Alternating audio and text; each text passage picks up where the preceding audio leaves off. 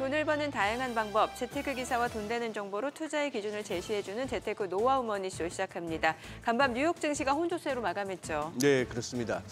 우리 증시가 쉬어갔던 전 거래일 뉴욕 증시는 사상 최고치를 경신했었습니다. 그러나 간밤에는 또 숨고르기에 나서는 모습이었는데요. 다우지수만 0.2% 오르고 나머지 S&P 500과 나스닥은 약보합권에서 마감입니다. 급등 부담과 더불어서 오늘 저녁에 나올 또 미국의 고용 보고서 발표를 앞두고 관망 심리가 다소 커진 것으로 보입니다. 자, 이번 주에 나온 모든 데이터는 고용 시장의 둔화를 가리키고 있는데요. 오늘 밤 어떻게 나올지 한번 보고요. 또 시장 반응도 한번 확인하셔야 될 것 같습니다. 시총 3조 달러를 돌파하면서 시총 2위 자리에 등극했던 엔비디아가 어제 하루 만에 또 다시 3위로 내려섰습니다. 은메달이냐 동메달이냐 메달 색깔이 지금 경쟁이 치열한데요. 자, 오늘 밤 장 마감 이후, 즉 주말 장 마감 이후에 엔비디아는 주식 분할이 이루어질 예정입니다. 주식 분할 이후에 어떤 흐름을 보일지도 굉장히 궁금하죠. 자, 우리 증시는 어제 하루 쉬었는데 휴장 직전에는 흐름 괜찮았습니다. 네, 맞습니다. 현충일 휴일 앞두고 코스피는 1%가량 올랐습니다. 외국인들이 매수를 나타내면서 시장 반등을 이끌었습니다. 다만 2,700선 돌파에는 아직 성공하지 못한 상황이죠. 오늘은 과연 어떤 흐름을 나타내는지 증시타임에서 확인해 보겠습니다. 최근 서울시가 각종 정비 사업을 내놓으면서 공급 대책에 박차를 가하고 있죠.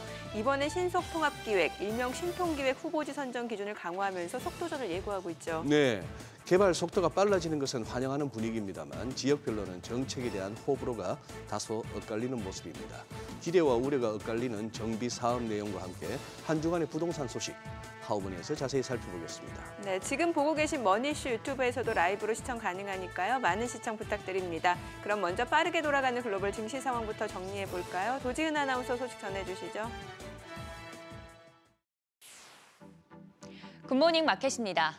우리가 쉬어가는 동안 뉴욕 증시 한바탕 축포를 쏘아올린 뒤 숨을 고르는 모습입니다. 엔비디아 시총 2위 소식부터 유럽 중앙은행의 금리 인하 단행 소식까지 또다시 빠르게 투자 심리가 개선되어 가고 있습니다. 간밤 뉴욕 증시는 3대 지수가 혼조세로 마감했습니다. 전날 S&P 500과 나스닥 지수가 종가 기준 사상 최고치를 경신한 이후 숨을 고르고 있는데요.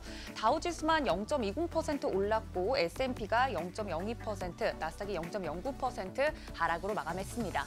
시총 상위주들도 흐름 보시면 1위인 마이크로소프트는 0.12% 올랐고요. 하루만 늦게 소개를 해드렸어도 2위와 3위 순서를 바꾸어 말씀드릴 뻔했습니다. 애플은 0.71% 하락, 엔비디아는 1%대 하락하면서 다시 3위로 내려왔습니다. 구글은 0.72%, 아마존은 2%대 상승으로 마감했습니다. 6위부터 10위도 보시면 메타가 0.26% 약세 보였고 반면 일라일릴리는 0.66% 상승 마감했습니다. 참고로 테슬라도 1.6%대 상승으로 마감했습니다. 어제 시장이 또 한 번 크게 움직였던 첫 번째 이유, 바로 애플을 제치고 시총 2위 자리에 올라섰던 엔비디아입니다. 5% 이상 주가가 급등하면서 시총이 3조 달러를 돌파함과 동시에 2위 자리에 올랐던 건데요. 뱅크 오브 아메리카는 엔비디아가 지금보다 22% 추가 상승하면서 주당 무려 1,500달러를 돌파할 것이라고 전망하기도 했습니다. 다만 하루 만에 애플에게 다시 2위 자리를 내줬습니다. 10일부터 시행되는 이 주가 10분의 1 분할을 앞두고 그동안 가파르게 오른 것에 대한 차익 실현 매물이 쏟아진 것으로 보이는데요. 여기다 엔비디아가 AI 칩 시장의 80%를 장악하고 있어서 미 법무부가 반독점법 위반 여부에 대해 조사할 예정이라는 점도 영향을 미친 것으로 보입니다. 엔비디아의 액면 분할 이슈 대 애플의 AI 전략 발표 등 시총 2위 자리를 놓고 두 거대 빅테크 간의 경쟁은 당분간 이어질 전망입니다. 여기에 고용지표 약화로 금리 인하 기대감이 커진 것도 한몫했습니다. ADP가 공개한 5월 민간 고용 통계가 예상을 크게 밑돌았는데요. 5월 민간 신규 고용 규모는 15만 2천 명으로 4월 수정치였던 18만 8천 명을 크게 밑돌았습니다. 전문가들 예상치였던 17만 5천 명에 비해서도 2만 명 적었고요. 1월 이후 가장 작은 신규 고용 규모라고 합니다. 앞서 발표된 4월 구인이직 보고서에 이어서 민간 고용 둔화까지 확인되며 시장은 금리 인하 기대감을 더 키워가고 있는데요. 9월 FOMC에서 금리가 낮아질 가능성을 70%대까지 보고 있습니다. 미국은 금리 인하 기대감이 고조되는 한편 유럽 중앙은행은 예상대로 금리 인하를 단행했습니다. 역대 최고 수준이었던 ECB의 예금 금리는 4%에서 3.75%로 인하됐습니다. 2019년 이후 약 5년 만이라고 하는데요. 전날 캐나다 중앙은행도 주요 7개국 중에서 처음으로 금리를 인하했고 그보다도 앞서서 스웨덴과 스위스 등 주요 국가 중앙은행들도 금리를 내린 바 있습니다. 참고로 ECB는 올해 성장률 전망치를 0.6%에서 0.9%로 상향 조정하기도 했는데요. 다만 이번 금리 인하한 것이 앞으로도 금리 인하를 해나가겠다라는 건 아니라면서 조심스러운 입장도 강조했습니다. 국채 금리는 큰 변동성이 없었습니다. 벤치마크 역할하는 10년물이 4.2%대, 2년물은 4.7%대에서 움직임 보였는데요. 고용보고서 결과 기다리면서 보합권에서 움직임 보였습니다. 국제 유가는 최근 오펙 플러스 감산 규모 축소를 반영하면서 하락세 보여왔는데 간밤에는 반발 매수세 유입되면서 강세 보였습니다. ECB가 금리를 인하하고 성장률을 상향 조정하면서 수요 증가가 기대된 점들도 영향이 있었겠죠.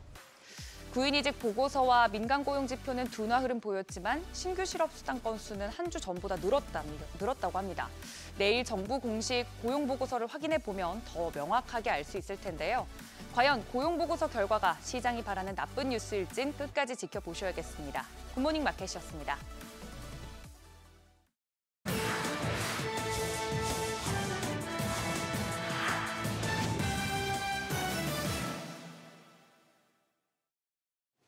일론 머스크가 AI 시계를 빠르게 감고 나섰습니다.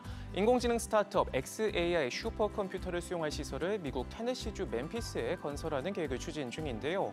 해당 지역 역사상 가장 큰 규모의 투자로 지난 3월부터 시설 건설을 위해 관계자들과 협력해온 것으로 전해졌습니다.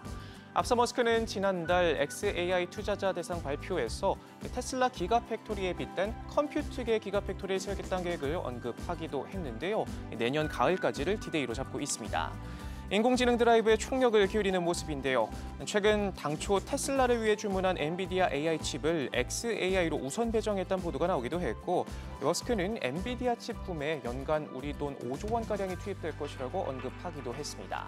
xAI의 몸집 역시 거침없이 커지고 있는데요. 지난달 우리 돈 8조 원 규모의 투자 유치에도 성공하면서 기업 가치는 어느덧 33조 원에 육박한 수준으로 껑충 뛰어올랐습니다. 머스크의 또 다른 수건 사업 우주 탐사 기업 스페이스X 소식도 짚어보죠. 밤사이 스페이스X가 달 탐사를 목표로 개발한 대형 우주선 스타쉽이 무사히 지구 궤도 비행을 마치고 귀환에 성공했는데요. 무려 4번째 시도 끝에 얻어낸 값진 결과입니다. 화면으로 만나보시죠. 스타쉽 우주선은 시속 26,000km 안팎의 속도로 고도 210km에서 예정된 항로를 비행한 뒤 발사 40분가량이 지난 시점부터 고도를 낮춰 대기권에 재진입해 스플래시다운 바다 착수에 성공하면서 90여 분간의 여정을 마쳤습니다. 지난 3월 3번째 시험 비행에서 약 50분간 비행하며 예정된 궤도에 도달하는 데 성공했지만 하강 과정에서 교신이 완전히 끊겨 공중분해됐었는데 불과 석 달 만에 비행부터 귀환까지 성공적으로 이뤄냈습니다. 주요 외신들은 머스크의 우주선 상용화를 향한 여정에 새로운 이정표를 세웠다며 의미를 부여했고요.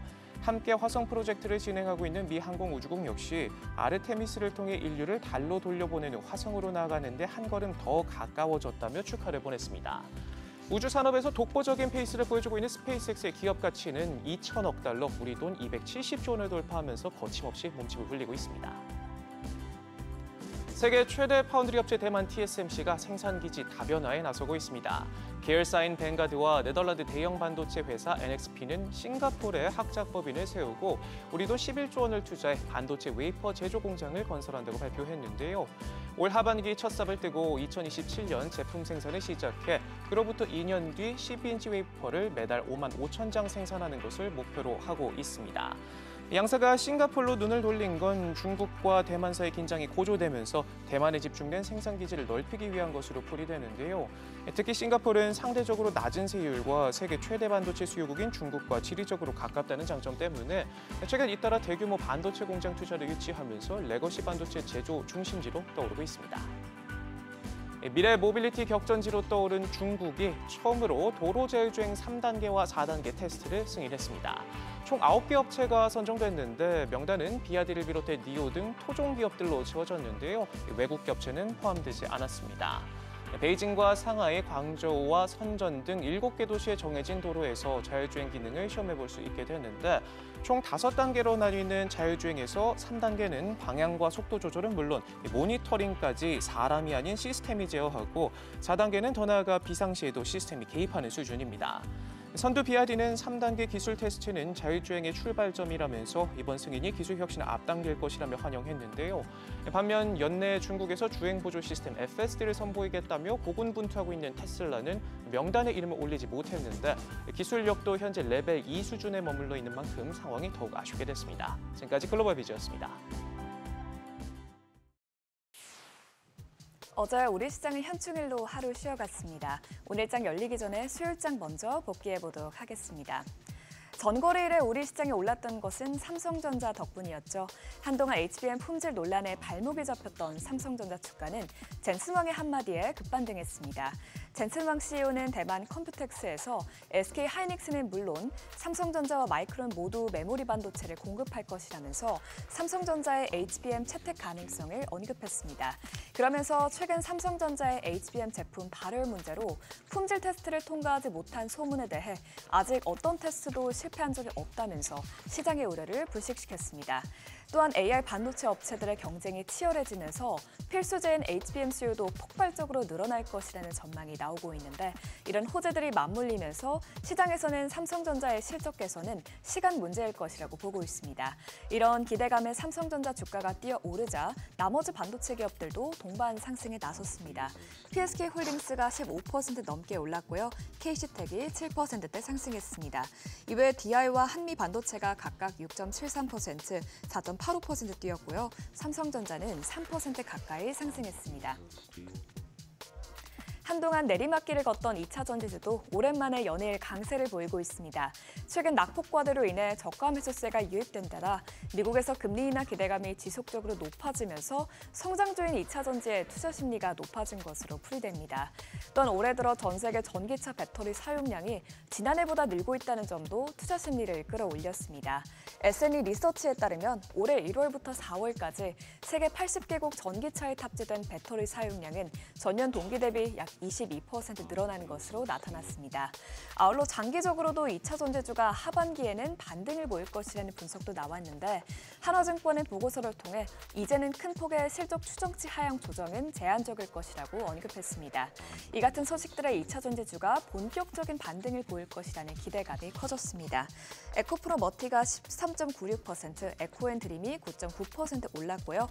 탑 머티리얼과 에코프로 BM이 모두 6%대 오르면서 강세 흐름 보였습니다.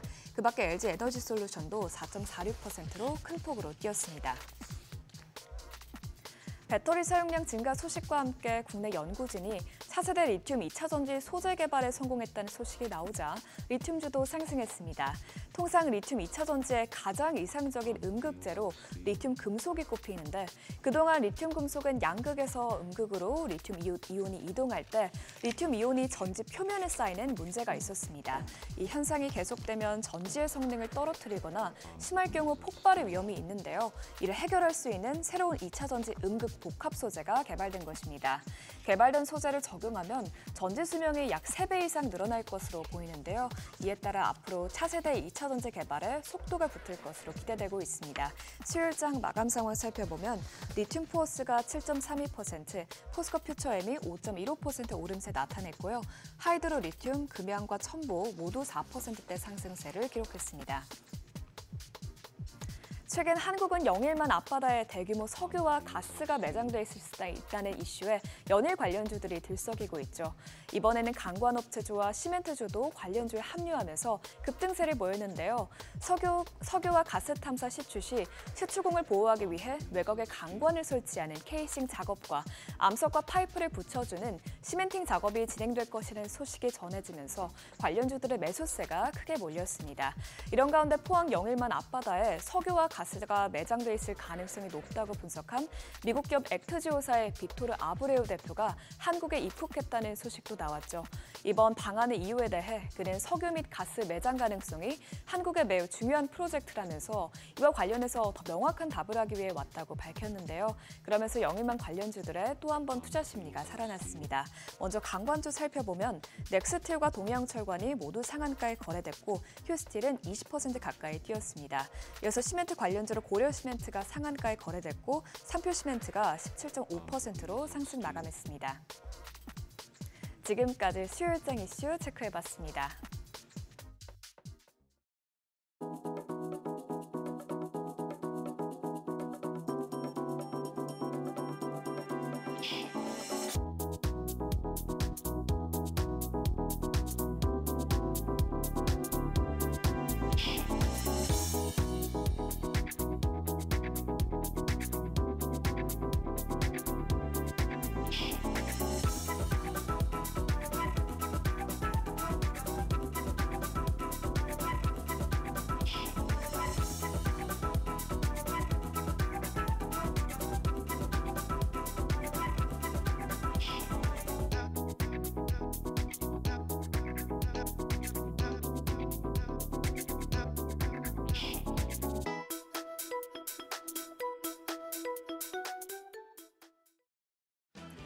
휴장 전 우리 시장은 동반 강세를 나타냈습니다.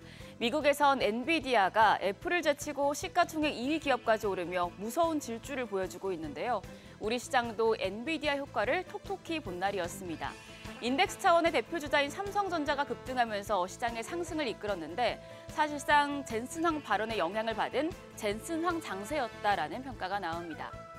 코스피가 1.03% 반등하며 2,689선까지 올랐고 코스닥은 4거래일 연속 강세였습니다. 0.58% 상승해 850선에 안착했습니다. 양시장 모두 상승했지만 하락 종목의 수가 상승 종목 수보다 많은 일부 종목들로의 쏠림 현상이 심화됐습니다. 수급 상황 보시죠. 그동안 외국인이 장중에 변동을 부리며 투자자들을 힘들게 했었는데요. 전 거래일에는 대거 매수에 나서면서 지수의 상승을 이끌었습니다. 외국인 장중에 꾸준히 순매수폭을 확대하며 5,915억 원 사들였습니다. 반면 개인 같은 경우에는 3,296억 원 순매도, 기관도 2,580억 원 팔자 포지션이었습니다. 코스닥 시장에선 메이저 수급주체가 쌍끌이 매수세를 나타냈습니다. 외국인이 520억 원 매수 우위, 기관도 374억 원 순매수 기록했고요. 개인만 홀로 903억 원 팔자세였습니다. 시가총액 상위 종목 마감가 체크하시죠. 유가증권 시장 KB금융을 제외하고 9개 종목이 모두 상승부를 켰습니다. 특히 삼성전자가 오랜만에 2.79% 급등하며 지수의 상승을 주도했죠. 젠슨황 엔비디아 CEO가 현지 시간 지난 4일 삼성전자 HBM 테스트 실패 루머를 반박한 영향이었는데요. 그동안 반도체 투톱인 삼성전자와 SK하이닉스 주가가 디커플링되는 모습을 보였었는데 전장에서도 SK하이닉스를 팔아서 삼성전자를 사는 모습이 나타났었지만 SK하이닉스에도 장중에 꾸준히 매수세가 몰리며 결과적으로는 두 기업 모두 플러스권이었습니다. 그리고 2차 전지 대표주인 LG에너지솔루션이 오랜만에 4.5% 가까이 반등했습니다. 이후에 중국 전기차 관세 부과 소식에 국내 기업들의 반사 수익 기대감이 커진 영향인데요. 코스닥 시장의 2차 전지 대표주들까지도 일제히 올랐습니다. 코스닥 시장에서는 에코프로 BM이 6%, 에코프로가 4% 넘는 상승세를 시현했습니다. 여기 헬스케어 업종도 흐름이 좋았죠. 알테오젠이 2% 가까이 올랐고 HLB가 3.1% 강세, 셀트리온 제약도 0.54% 오름세 기록했습니다. 반면 반도체 소부장주인 리노공업과 HPSP는 1% 내외의 약세로 장을 마쳤습니다. 환율은 미국의 고용 둔화 가능성이 부각되며 하락했습니다. 3원 내린 1,373원이었습니다. 오늘 밤에 나올 미국의 5월 고용 보고서를 확인하고 나면 시장의 시선은 다음 주 예정된 이벤트 그리고 FOMC로 넘어갈 것입니다. 중요한 테마성 이슈로는 현지 시간 10일부터 14일까지 열리는 세계 개발자 컨퍼런스가 있죠. 증권사에서는 세계 개발자 컨퍼런스에서 애플의 AI 로드맵 공개를 앞두고 수혜주를 제시했습니다. KB증권은 올해 아이폰 판매량이 2.35억대로 2021년 이후에 3년 만에 최대 판매량을 달성할 것이고 또 아이폰 16에 오픈 AI의 챗GPT와 구글 AI인 제미나이를 동시에 탑재할 것으로 예상된다며 내년에도 아이폰 판매량 호조가 이어질 것이라고 내다봤습니다. 그러면서 애플 AI 생태계 구축은 아이폰의 교체 수요를 자극시킬 것이고 결론적으로 아이폰 매출 비중의 80%인 LG이노텍의 최대 수혜가 기대된다고 밝혔습니다. LS증권도 세계 개발자 컨퍼런스에서 구체화될 AI 가이던스를 주목하라면서 관련 종목으로 삼성전기와 LG이노텍, LG디스플레이, BH, 덕산네오룩스, 이수페타시스를 꼽았습니다. 개장 전 오늘장에 영향을 줄 이슈들 미리 확인하시죠. 시장의 가장 중요한 지표는 미국의 5월 고용 보고서가 될 텐데요. 이건 우리 시간으로 오늘 밤 9시 반에 발표가 되고요. 이에 앞서서 일본의 4월 가계 지출, 중국의 5월 무역 수지, 그리고 유럽의 5월 도매 재고 등이 나올 텐데 아무래도 고용 보고서 발표를 앞두고 관망 심리가 오늘장에서는 짙어질 수 있겠습니다. 고용 보고서 외에 가장 중요한 일정은 삼성전자의 노조 파업 소식이 아닐까 싶습니다. 삼성전자 노조가 오늘 처음으로 연가 투쟁에 나서는데요. 생산 차질은 없을 것으로 예상되지만 지난번에 노조 파업 선언 소식에 주가가 워낙 많이 빠졌던 터라 이 일정 미리 체크해 두시면 좋겠습니다. 캐나다에서는 온라인 게임 행사인 게임 페스트가 개최가 되는데 국내 게임 업체들의 호재가 될지도 주목됩니다. 한편 전 거래일의 시간의 거래에서는 웹툰주가 강했습니다. 네이버 웹툰이 다음 달 나스닥 상장을 준비하고 있는데 네이버 웹툰 일본 서비스인 라인 망가가 4년 만에 현지 앱마켓 매출 1위를 탈환한 것으로 알려졌습니다. 나스닥 상장으로 확보한 실탄을 바탕으로 해서 국민은 물론 일본 시장 공략에도 박차를 가할 것으로 예상되는데요. 오늘장까지 이 흐름 이어질지 지켜보시죠. 간밤 뉴욕 증시는 고용 보고서를 앞두고 숨고르기 하는 모습을 보였습니다. 우리 시장 쉬는 사이에 질주를 보여준 엔비디아의 영향을 받을지 아니면 고용 보고서 발표를 앞두고 관망 심리가 짙어질지 확인하셔야겠습니다. 지금까지 어제장 오늘장이었습니다.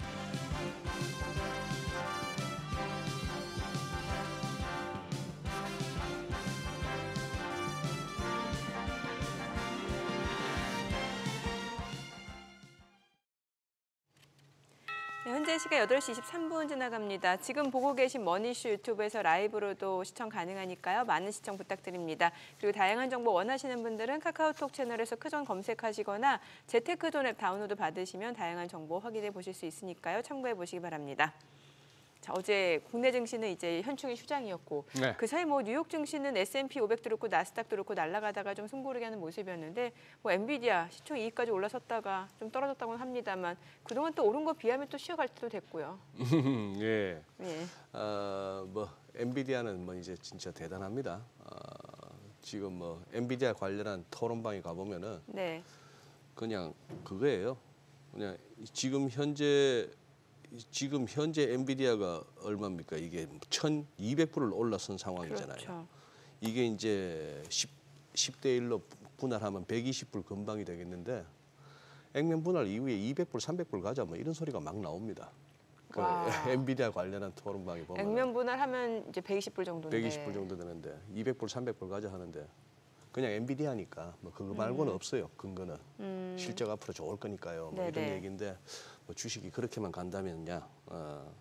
그리고 이제 모르겠습니다. 지금 이제 항상 이렇게 어제 22도 금리를 결국 내리긴 했습니다만 다음 주 이제 FMC가 있고요. 네. 항상 그동안에 FMC가 뭔가 시장에 좋은 의미든 나쁜 의미든 이렇게 변곡의 역할을 했는데 이번에는 어떨까 싶기도 하고 요렇게 이제 지금 한번 시장이 좀 거시적으로도 한번 짚어볼 때가 되긴 된 것 같아요. 한번 또 진행해 보시죠. 네, 이틀치 또 정리하려면 바쁠 것 같습니다. 그래요. 바로 모셔보도록 하죠. 대신유퍼 리서치센터 문남중 수석 연구위원 함께합니다. 어서 오세요. 네, 어서 오십시오. 안녕하세요. 네. 우리 국내 주식 투자하시는 분들 요즘은 이 달력에 빨간 날이 야속할 것 같아요. 그동안에 이 금년에는 늘 그랬어요. 안 놀았으면 더 좋을 뻔한 날이 많았어요. 쉴 때 미증시 쪽에서 그러니까. 좋은 예. 소식들이 많았죠. 6월 5일 날 워낙 좋았지 않습니까? 미국이. 네. 완전히 날아갔고. 네. 어제 우리 장 열렸으면 우리도 그냥 한번 덩달아로 같이 한번 갈 수 있었는데 조금 이제 숨고르기 하는 상황이고. 한번 이렇게 전반적으로 한번 짚어주시죠. 지금 오랜만에 또 나오셨으니까 시장 상황. 네. 네. 올해도 그렇고 앞으로도 그렇고 전반적으로 미국 주도의 글로벌 증시 계속 올라갈 룸은 상당히 크다라고 생각을 하고 있고요. 최근에 좀 분위기가 달라진 것 같아요. 그러니까 이 분위기가 좀 중요한 게 뭐냐면 이번 주에 이제 ECB가 금리 인하를 단행했지만 사실 ECB는 6월 달에 금리 인하 할 생각은 없었고요.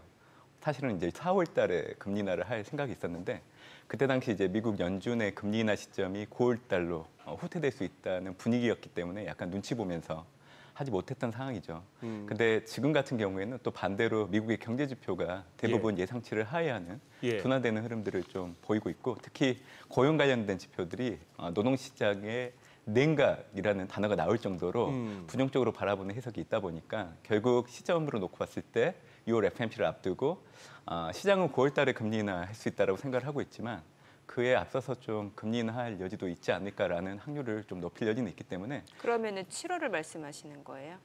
네, 늦으면 7월이고 빠르면 6월이라고 저는 생각을 하는데 다음 주에라도 연준이 금리를 내릴 수 있다. 네. 오, 우리 문 의원님 세게 나오신다. 늦으면 7월이라고 하셨어요. 제가 이 얘기를 해드리는 이유는 네. ECB가 금리 인하할 때 했던 성명서를 놓고 본다고 하더라도 어제 좀, 22 성명서. 예, 할 수 있는 것 같아요. 사실 ECB는 2월 통화정책 회의에 앞서서 5월 달부터 라가르드 총재가 공개석상에서 금리 인하 하겠다라고 네네. 공개석상에서 이렇게 얘기를 하고 다녔거든요. 예. 사실 중앙은행 장이 그런 얘기를 한다는 건 되게 부담 있는 상황인데 그럼에도 불구하고 그런 얘기를 하고 다니는 것 자체가 연준 입장에서는 금리 인하를 해도 되는 그 부담을 좀 낮춰주는 데 영향을 줬다고 생각을 하고 있는 거죠. 그래서 저는 22 금리 인하 이후에 연준이 물가의 경직성을 염두에 두고 견제를 해야 된다는 그동안의 분위기보다는 물가 둔화를 어느 정도 일부 용인하면서 앞으로 좀 금리 인하에 대한 시점에 대해서 좀 빨라질 수 있다라는 뉘앙스들을 좀 부담 없이 좀 얘기하는데 22의 역할이 상당히 컸다라고 생각합니다. 그렇기 때문에 6월 FOMC를 앞두고 실질적으로 단행될지 여부는 확인해야 되겠지만 아마 다음 주 정도 되면 시장은 금리 인하가 좀 빨라질 수 있다라는 그 분위기는 분명히 만들어지지 않을까 저는 생각을 하고 있는 거죠. 지금 문 의원님 보시기에 이게 그동안에 보면은 어제 있었던 캐나다 중앙은행의 금리 인하는 G7 국가 중에서는 첫 금리 인하라는 의미가 맞습니다. 있었고 그 전에 스위스가 먼저 금년에 금리 네네. 인하했고 이거는 선진국 중에서 처음이었고 네, 맞습니다. 그랬더니만 스웨덴도 따라가고 네. 이번에 22도 결국 했고 이건 어떻게 자기들끼리의 그냥 각자의 형편에 따른 결정으로 보세요? 아니면 이 중앙은행 간의 정책 공조라고 보세요? 지금은 여러 국가들이 했기 때문에 결과적으로 보면 공조처럼 보이는데요. 공조처럼 사실 보인다. 네. 각 국가들이 가지고 있는 물가 추이에 따라서 이제 정책을 결정하기 네. 때문에 그 부분이 더 통화 정책에는 영향을 줬다 생각을 해요. 그러니까 캐나다 같은 경우에도 사실 캐나다 중앙은행장이 예. 앞서서 이제 금리 인하 하겠다고 얘기는 했지만 예. 캐나다 중앙은행이 염두에 두고 있는 물가 목표치 상단이 3%인데 이를 하회하는 물가가 3개월 연속 나타났기 때문에 금리 인하를 할 수 있었던 겁니다. 그리고 이제 ECB 역시 올해 1월 통화정책 회의를 통해서 했던 얘기는 뭐냐면 ECB가 생각하고 있는 중기 물가 목표에 지금 근원 물가가 부합할 정도로 떨어진 걸 확인했기 때문에 이제는 그동안의 통화 정책에 대한 변화를 줘도 된다는 얘기를 계속 해왔던 거죠. 그러니까 각 중앙은행들이 각 나라의 이제 물가 추이를 놓고 보고 이제 금리 인하를 단행을 한 거고 이제 와서 보면 스위스, 스웨덴, 캐나다, ECB 이렇게 이제 금리 인하를 단행하는 국가들이 많다 보니까 공조라는 단어를 쓰고 있는 거라고 생각을 하고 있죠. 결국 연준 입장에서도 유로존 내에 있는 이제 중앙은행들의 금리 인하 이런 모습들은 금리 인하에 대한 부담 많이 낮춰주는 데 영향을 줄 수 있다고 생각을 해요. 그렇기 때문에 아마 6월, 7월 달 금리 인하할 수 있는 확률감을 높이는데 영향을 줄 수 있다고 저는 생각하고 있습니다. 그런데 지금 20일을 페드를 연준을 비롯해서 중앙은행들의 정책 갖다 이렇게 꾸준히 워치하는 사람들 입에서는 그 진단은 어제 20일은 다소 매파적인 금리 인하였다 네. 이렇게 표현을 하고 네. 막상 금리 인하 나오고 나니까 네. 독일 국채 금리가 처음에는 내려오다가 네네. 그다음 튀어버리고 네. 오히려 올라버리고 유로도 강으로 갔어요. 금리를 내렸는데 네. 자 이게 매파적 금리 인하 예, 그런 용어로 얘기를 하더라고요. 근데 네. 그렇게 얘기했던 이유는 앞으로 이제 데이터에 근거해서 통화 정책을 결정하고 미팅 대 미팅을 통해 가지고 이제 통화 정책을 결정한다는 그 발언이 있었기 때문에 아마 그게 영향을 줬다고 생각을 해요. 올해 연내까지 ECB 같은 경우에는 사실 금리 인하를 지금보다 더 해야 되는 명분들은 충분히 있다라고 생각을 해요. 그래요. 독일과 네. 프랑스 같은 경우에는 최근에 물가가 급격하게 떨어지는 부분들이 있고요. 독일 같은 경우에는 지난해 4분기, 올해 1분기 기술적인 경기 침체에 들어가 있는 상황이기 때문에 유로존 입장에서도 기술적 경기 침체 목전에 놓여 있는 상황을 놓고 본다고 하면 현재로서는 좀 금리 인하를 앞으로도 2번, 3번 정도는 단행해야 되는 상황이라고 저는 생각을 하고 있습니다. 이 금리 인하 시기라든지 횟수에 대해서는 그 해석이 좀 엇갈릴 수가 있는 게 그 연준이 만약에 좀 선제적으로 금리를 인하한다라고 하는 거에 대해서 경기 둔화가 우려돼서라고 한다면 이거는 시장에는 또 안 좋은 악재로 해석이 될 수도 있는 부분이거든요. 그래서 일각에서는 좀 빠른 속도로 금리 인하기보다는 좀 천천히 금리 인하를 단행하는 게 우리 시장에서는 더 호재로 받아들일 수 있다. 이런 시각도 있는데 여기에 대해서는 그럼 어떻게 보시는 거예요? 현재 연준이 금리 인하라는 사이클에 들어가기 위해서 부합을 해야 되는 조건들이 있는데요. 네. 현재로서는 연준은 인플레이션을 유발하지 않으면서 현재 미국 경제의 경감을 요긴하는 정도 이를 염두에 두고 이제 금리 인하를 하려고 하는 것 같아요. 얘기는 뭐냐면 앞서서 이제 경기 둔화까지 염두에 두기보다는 금리 인하를 하기 위한 명분이 필요한데 현재 미국의 경제 지표가 그 임계치 정도를 맞아주는 정도 그걸 염두에 두고 통화 정책을 결정하려고 하는 것 같습니다. 그러니까 팬데믹 이전과는 많이 다르죠. 예전에 팬데믹 이전에는 앞으로 경기가 좋아지지 않을 걸 염두에 두고 선제적으로 보험성 금리 인하를 단행했던 상황인데 지금은 사실 미국 경제 상황을 놓고 본다고 하면 연준이 굳이 금리 인하를 할 필요는 없거든요. 네. 그럼에도 불구하고 금리 인하를 해야 되는 이유는 직전 금리 인상 중단했던 시점의 정책금리 2.5와 현재 정책금리 5.25에서 5.5를 염두에 둔다고 하면 레벨이 너무 높다라는 거예요. 그래서 지금 미국 내에서도 앞으로 만약에 미국의 경기 침체가 온다고 하면 지금 현재 정책금리, 이 고금리가 계속 장기화 유지해야 된다고 하면 이게 결국 경기 침체의 발화점이 될 수 있다라는 언급들이 좀 있는 상황이죠. 그렇기 때문에 저는 현재 레벨이 너무 높은 상황이기 때문에 연준 입장에서는 좀 금리 인하를 단행을 해도 부담은 없다라는 생각을 좀 해보고 있고요. 예전에는 금리 인하를 단행하기 위해서는 사실 고용지표, 특히 비농업 부분 고용자 수가 10만 명 초반 정도까지 떨어지는 게 항상 확인되고 나서 금리 인하를 단행했는데 최근에 브루클린 연구소도 그렇고 일부 연구소들이 추측하고 있는 비농업 부분의 고용자 수, 연준이 금리 인하를 단행하기 위한 그 레벨이 많이 올라와 있어요. 그러니까 팬데믹 이전에는 6만 명에서 13만 명 정도 되면 연준이 금리 인하를 단행할 수 있는 레벨 정도 봤는데 팬데믹 이후에는 현재로서는 16만 명에서 23만 명까지 레벨이 올라와 있거든요. 그래서 이번 주 금요일 날 이제 5월 비농업 부분 고용자 수 예상치가 18만 명 정도 되고 있는데 직전 2개월 거를 합친 3개월 이동 평균을 놓고 본다고 하면 그 레벨에 들어가고 있어요. 그렇기 때문에 연준이 지금 당장 금리 인하를 한다고 해도 문매를 받을 여지는 없다라고 저는 생각을 하고 있는 거죠. 그래요. 야, 그래도 지금 이제 일주일 앞으로 다가온 다음 주 화수니까 우리는 목요일 새벽이면 확인되는 FMC에서 6월 FMC에서도 연준이 금리를 내릴 수도 있다라고 이제 베팅하신 우리 문연구원 위원님, 자, 한번 내기함 하시죠. 내기요? 자, 만약에 다음 주에 FMC가 저기 금리 인하를 하면은 이거 다소 좀 거래 조건이 좀 불균형이네. 다음 출연하실 때 저희가 기립박수를 한번 쳐드리고 혹시 금리 인하 안 하고 넘어가면은 저희 우리 스튜디오 수고하시는 스태프들 전부 저희 포함 커피 사오시게. 그거는 뭐 제가 충분히 할 수 있어요. 하지만 아마 다음에 출연을 못 할 것 같습니다. 만약에 금리 인하를 단행하지 않으면 아마 여기서 섭외를 안 해줄 것 같아요. 시청자분들 지금까지는 잘 짚어오셨어요. 지금까지는 잘 짚어오셨는 게 문 의원님이 우리 멘탈 약해지고 약간 흔들릴 때마다 괜찮아요 하면서 이렇게 잘 잡아와 주셨는데. 아니 왜냐하면 엔비디아 막 주가 날아갈 때 계속 더 갈 수 있다라고 전망을 해주셨기 때문에. 엔비디아는 유동훈 본부장님보다 더 세셨어요. 네. 전망이. 네. 예. 지금도 그렇습니다. 지금도 그렇죠. 네, 네. 그럼 주식 분할 이후에 더 그럼 날아갈 주식 분할 수 있다. 이후에도 네, 뭐 엔비디아 얘기 좀 해드릴까요? 네, 예. 네. 일단 미국 내 IB들이 최근에 목표 주가를 올렸는데 상단이 1,500불 정도 돼요. 저는 그 정도까지 충분히 올라갈 여지는 있다고 생각을 하고 있고요. 사실 엔비디아 25년 해결 연도 1분기 실적 발표할 때 종합 선물 세트를 모두 다 보여줬어요. 그러니까 실적은 예상보다 좋았고 네. 앞으로 매출액 기준으로 실적은 더 좋아진다고 얘기해줬고 또 보통주 기준으로 액면 분할하겠다. 또 분기당 현금 배당을 중회가겠다. 어허. 그리고 이제 새로운 플랫폼 출시에 대해서 또 언급을 해줬죠. 결국 엔비디아가 앞으로 가는 길에 대해서 토를 달지 말라는 그런 얘기를 해주지 않았나라는 생각을 해보고 있는데 사실 저는 이 부분보다는 더 주안점을 두고 보고 있는 부분들이 있어요. 네. 그러니까 엔비디아 같은 경우에는 지금 신규 플랫폼 출시를 앞두고 있으면 기존 제품에 대한 판매량이 떨어질 수밖에 없는 상황인데 엔비디아의 주력 제품인 호퍼 GPU 같은 경우에는 기존의 물량들을 대부분 대형 클라우드 사업자들이 대부분 가지고 가다 보니까 네. 사실 일반 정부랑 일반 기업들이 그동안 물량을 가지고 못 갔던 상황이에요.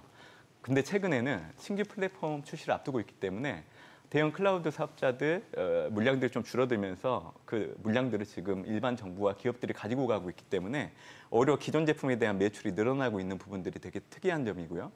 또 사실 신규 플랫폼 같은 경우에는 예상보다 출시일이 좀 빨라지고 있기 때문에 그 신규 제품을 앞두고 그 모멘텀 공백을 채워줄 수 있는 부분들에 대한 우려들을 해소시켜준 부분들이 앞으로 이제 엔비디아 투자 포인트를 놓고 봤을 때 가장 중요한 역할을 해주지 않을까 봅니다. 그래서 올해 역시 남아있는 기간 동안을 놓고 본다고 하면 공급보다는 엔비디아 칩 수요가 높은 상황이 계속 유지될 걸로 좀 보고 있기 때문에 최근에 주가가 단기적으로 많이 오른 건 분명히 있지만 기술적인 조정은 일부 있을 수 있지만 여전히 1,500불 정도까지는 충분히 올라갈 여력이 있기 때문에 올해 같은 경우 미국 대선 이전까지는 엔비디아를 좀 계속 가지고 있으셨으면 좋겠다고 저는 생각하고 있습니다. 갖고 계신 분들이야 그렇고 안 갖고 계신 분들은 어떻게 해야 돼요?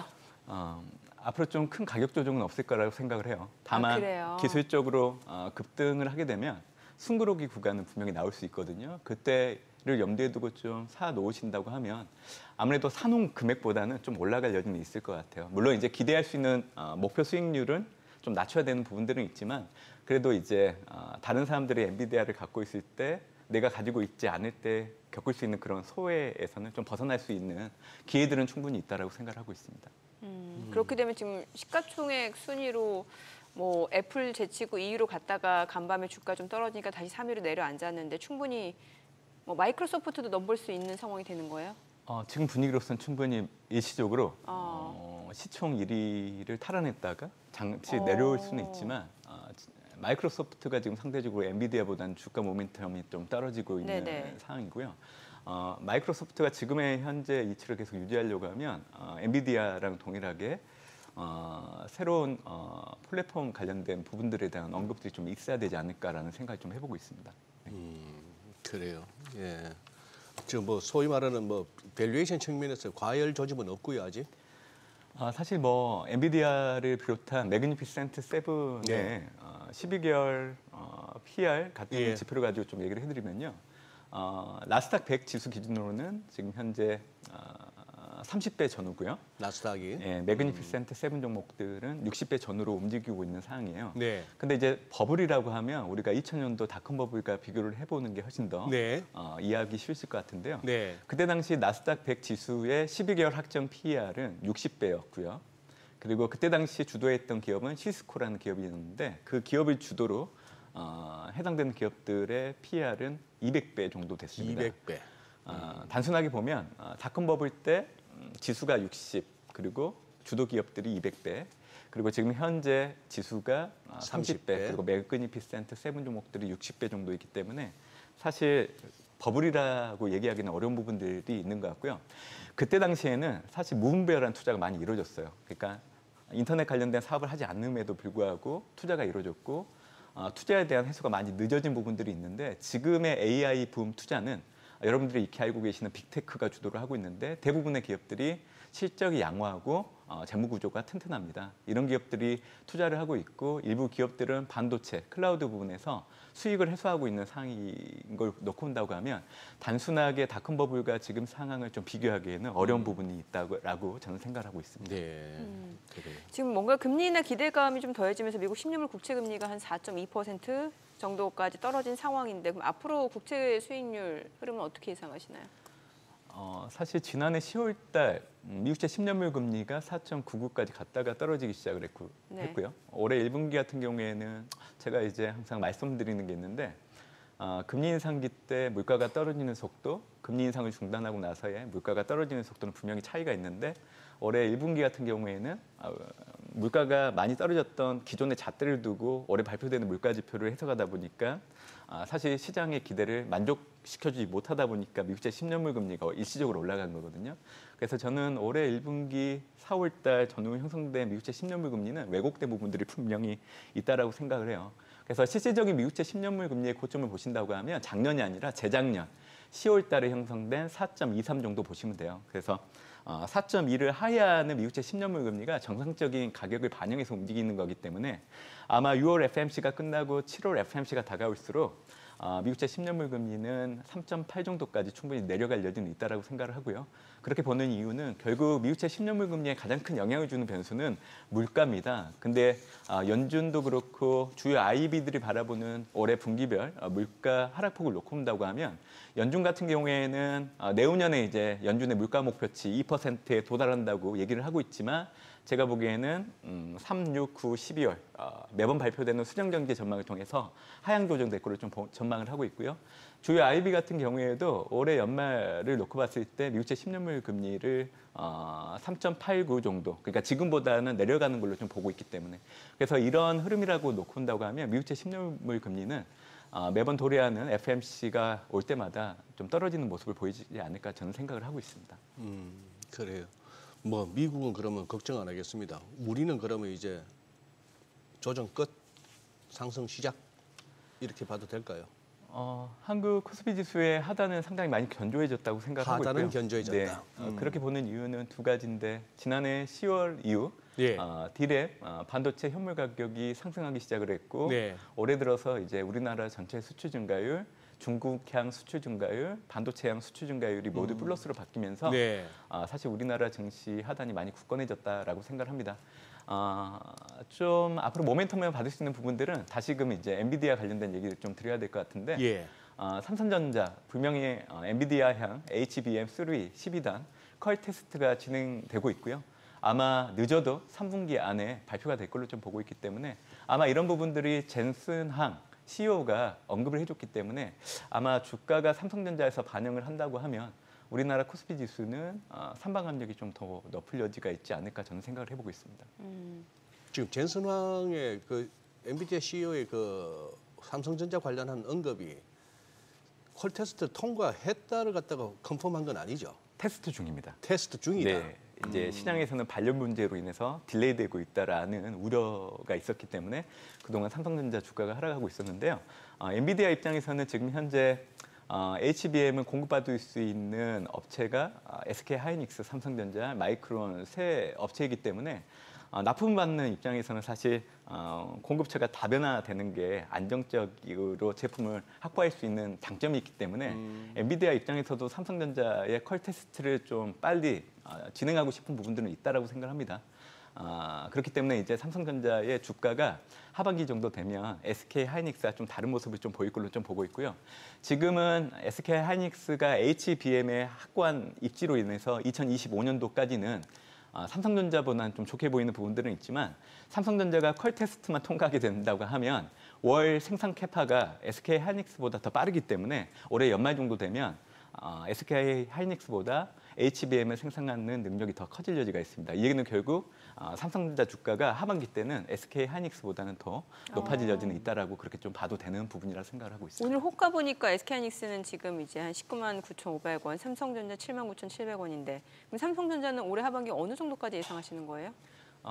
저희 당사 애널리스트 목표 주가 10만 원 10만? 얘기하고 있고요. 네. 저 또한 10만 원 정도는 충분히 가능하다고 보는 이유가 올해 코스피 지수 미국 대선 이전까지 2,900선을 상회하는 흐름 좀 예상을 하고 있기 때문에 네. 아마 삼성전자 주가도 10만 원 정도까지는 갈 여지는 있다라고 그렇게 좀 계산해 보고 SK 있습니다. 하이닉스는요? 미국 대선으로 갈수록 오히려 삼성전자는 올라가는데 SK 하이닉스는 지금 가격대 수준을 유지하는 정도로 좀 보고 20만 있습니다. 원. 예. 그래요. 이제 뭐 다른 섹터로 넘어가기 전에 요 부분 하나만 더 왜 미국 지금 어제 나온 뉴스 중에 그 뭡니까? 챗GPT도 그렇고 마이크로소프트도 그렇고 엔비디아에 이르기까지 다소 요 AI 부분의 독점 내지 독과점 요 관련해서 한번 좀 조사하겠다는 미국 당국 측의 그 반응은 그냥 안 하고 넘어가기는 좀 뭐 해서 그냥 한번 말이나 하고 넘어가는 걸까요? 사실 자기네 네. 나라 잘 돼 갔는데 왜 또 태클을 걸죠? 아무래도 지금 현재 이제 미국의 정당 구조를 놓고 본다고 예. 하면 바이든 대통령이 집권을 하고 있지만 네. 지금 상원이 민주당이 가지고 가 있을 뿐 하원은 공화당이 차지를 하고 있기 때문에 사실 민주당이 정책적으로 내세우는 게 빅테크 기업들에 대한 규제인데 사실 이거에 대해서 강하게 어필하기는 어려운 부분들이 있어요. 그래서 올해 같은 경우에는 저런 법안들에 대한 부분들이 소식으로 전해진다고 하더라도 실효성이 없는 거라고 저는 해석을 하고 있기 때문에 관련된 기업들의 주가에는 그렇게 크게 영향을 미치지 않을 걸로 좀 보고 있고요. 네. 오히려 저런 규제안보다는 제가 엔비디아를 비롯해서 매그니피센트 7 종목들의 주가가 앞으로 더 올라갈 수 있다라고 얘기해드린 이유는 네. 주주환원이란 부분들 때문에 좀 얘기 드리는 부분들이 있습니다. 얘기를 드려도 될까요? 예, 주주환원 정책. 예, 주주환원. 예. 우리 국내 투자자분들이 미국 주식하시는 분들을 제일 부러워하는 대목 중에 하나가 그거 아닙니까? 그렇죠. 네. 사실 빅테크 기업들의 현금이 너무 많아요. 근데 다지만 이 규제 때문에 이거를 사용하지 못하고 있는 상황이거든요. 그런데 최근에 매그니피센트 7 종목들 내에서 놓고 본다고 하면 메타 같은 경우에는 그동안 배당을 안 하다가 이제 연간 $2 정도 배당하겠다고 얘기를 했고요. 구글 같은 경우에도 4월 달에 연간 80센트 정도 배당을 하겠다고 그렇게 발표를 했죠. 사실은 이 배당을 하게 된다는 것 자체가 현금 흐름이 안정적으로 창출되고 있다는 걸 좀 보여주는 얘기이기도 하고요. 지금 사실 매그니피센트 7의 종목들은 대규모 자본 지출을 해야 되기 때문에 자금을 써야 되는 용도들이 상당히 높은 상황입니다. 그럼에도 불구하고 배당을 할 수 있다는 것은 그만큼 현금 흐름 창출이 탁월하다는 것을 보여주는 반증이기 때문에 앞으로 혹시라도 미국 대선 이전까지 매그니피센트 종목들이 주가가 더 올라간다고 그 논리를 놓고 온다고 하면 사실 주주환원이나 부분들이 가장 크게 작용할 여지도 있다라고 저는 생각을 해보고 있습니다. 아까 구글이 배당을 얼마를 한다고요? 80센트. 야가다. 지금 주가가 지금 뭐 176불, 178불인데 네. 알파벳이 하다못해 네. 월 배당이에요? 아니에요. 연간? 연간이죠. 예. 그러면 1%만 해도 1분 70분 돼야지. 아니 올해 미국 빅테크 기업들이 자사주 매입한 규모가 거의 역대 최대라면서요. 네네. 예, 이것도 다 그러니까 결국엔 주주한테 다 돌려주는 거잖아요. 매입해서 소각하게 되는 맞습니다. 거니까. 예. 네. 그렇기 때문에 주가가 저렇게 좋은 흐름을 가지고 가는 이유이기도 하고 사실은 요즘에 그 M&A를 하려고 많이 해요. 매그니피센트 7 종목들도 그동안 이제 기업들을 인수하려고 타진을 많이 했다가 결국에는 이제 정부 차원에서 규제를 하기 때문에 못 하고 있어서 지금 현금이 상당히 많이 쌓여 있는 상황입니다. 결국 그 현금들을 써야 되는데 이제 할 수 있는 방법들이 배당이나 자사주, 매입, 소각 이런 것들을 현재 선택을 해가지고 하고 있는 입장이라 보시면 되겠습니다. 그럼 엔비디아가 좀 비싸게 느껴져서 못 사신 분들은 그 매그니피센트 7 중에서 네. 골라서 사면 되는 거예요? 저는 혹시 접근하신다고 하면 메타 플랫폼스하고 테슬라를 좀 보시는 게 좋겠다고 생각하고 있고요. 메타 플랫폼스 같은 경우에는 중국의 이커머스 사업자들이 사실 메타를 통해서 광고 매출을 많이 줬던 상황인데 그 증가율이 이제 꺾이는 상황이다 보니까 시장에서는 주가에서 반영하지 못하는 부분들이 분명 있는 것 같습니다. 그리고 또한 올해 들어서 이제 메타 산업과 관련된 기존의 투자들을 계속 캐파를 늘리고 있는 상황이기 때문에 지금 말씀드렸던 두 가지 이유가 사실 메타 플랫폼스가 최근에 주가 하락을 겪었던 요인이긴 하는데 이 부분들이 좀 희석화 되고 있는 부분들은 분명히 있다라는 거죠. 그렇기 때문에 저는 메타 플랫폼스는 단기적으로도 지금 당장 주가가 움직일 수 있는 대표적인 종목이라 생각을 하고 있고 테슬라는 반대로 지금 당장은 움직이진 않을 거예요. 왜냐하면 중국 판매량이 계속 감소하고 있는 게 지표를 통해서 확인되고 있는데 그나마 좀 좋아지는 부분들은 매월 감소율을 놓고 온다고 하면 조금은 개선되는 양상이기 때문에 하지만 로보택시 발표를 전후로 해서 그 자율주행과 관련된 부분들이 모멘텀으로 부각된다고 하면 사실 테슬라가 가장 먼저 움직일 여지가 있기 때문에 그래서 저는 엔비디아를 사지 못하는 투자자들 입장에서는 사실은 메타 플랫폼스 테슬라가 가격도 많이 떨어져 있는 상황이기 때문에 가장 수월하게 접근할 수 있는 종목이지 않을까 예상을 하고 있습니다. 네. 네. 자, 지금 시각 8시 50분 지나갑니다. 오늘 양시장 호가 상황 체크해 보겠습니다. 먼저 코스피 예상 체결 지수부터 확인해 보도록 하죠. 오늘 코스피가 1% 넘게 상승할 걸로 보입니다. 지금 호가로 봤을 때는 2,722포인트, 코스닥도 0.5% 상승 예상되고요. 예상 체결 지수는 855포인트입니다. 시가총액 상위 종목 예상 체결가 보겠습니다. 삼성전자 오늘 2.9% 강세가 예상됩니다. 지난 6월 5일에도 이미 2.7% 강세를 보여줬고 오늘 추가적으로 상승세가 이어질 걸로 보이고요. 지금 호가는 79,700원. SK하이닉스도 2.9% 동반 강세가 예상되죠. 예상 체결가는 199,500원. LG에너지솔루션 강보합권 예상되고요. 삼성바이오로직스가 1.3% 상승할 걸로 보입니다. 예상 체결가는 261,500원. 삼성바이오로직스가 지금 강보합권 예상되고 현대차가 0.9% 하락이 예상됩니다. 삼성전자 우선주 지금 호가로 봤을 때는 5% 상승 예상됩니다. 예상 체결가 65,900원이고 기아가 2% 강세가 예상되네요. 호가는 121,900원. 셀트리온이 소폭 상승 예상됩니다. 예상 체결가 197,700원이고 포스코홀딩스가 0.7% 상승할 걸로 보이고요. 예상 체결가는 384,000원. KB금융 보합 출발 예상되고 있습니다. 코스닥 시가총액 상위 종목 예상 체결가 보도록 하겠습니다. 코스닥 쪽 오늘 에코프로비엠 지금 2% 상승 예상됩니다. 지난 6월 5일 6% 강세를 보였고 추가적으로 지금 2% 상승이 예상되고 있는 에코프로비엠이고요. 에코프로도 1.5% 상승할 걸로 보입니다. 예상 체결가는 102,200원. 알테오젠 5% 강세 예상되네요. 호가는 25만 원이고 HLB도 2% 상승 예상됩니다. 엔캠 보합 예상되고요. HPSP가 0.38% 상승 예상됩니다. 예상 체결가 4만 원이고 리노공업이 1.3% 상승할 걸로 보이네요. 지금 호가는 26만 9천 원. 셀트리온 제약, 레인보우 로보틱스, 클래시스 호가에서 아직까지는 큰 움직임 나타나지 않고 있는 상황이고요. 이제 개장까지 7분여가량 남았는데 지난 화요일 날 외국인들이 거래소에서 대규모 순매수를 보여줬잖아요. 네, 그러면 예. 아무래도 뭐 삼성전자라든지 국내 증시를 대표하는 주식들을 산 것으로 보여지는데 오늘도 이제 외국인 매수 여부가 중요한 포인트가 될 것 같네요. 그러네요. 예. 뭐 수급 측면에서는 그쪽에서 외국인들이 뭐 좌지우지한 지 오래됐으니까. 그죠? 예. 예. 야, 그런데 결국 돌고 돌아 지수만 봤을 때는 돌고 돌아 2,720으로 다시 이제 돌아오는 거고.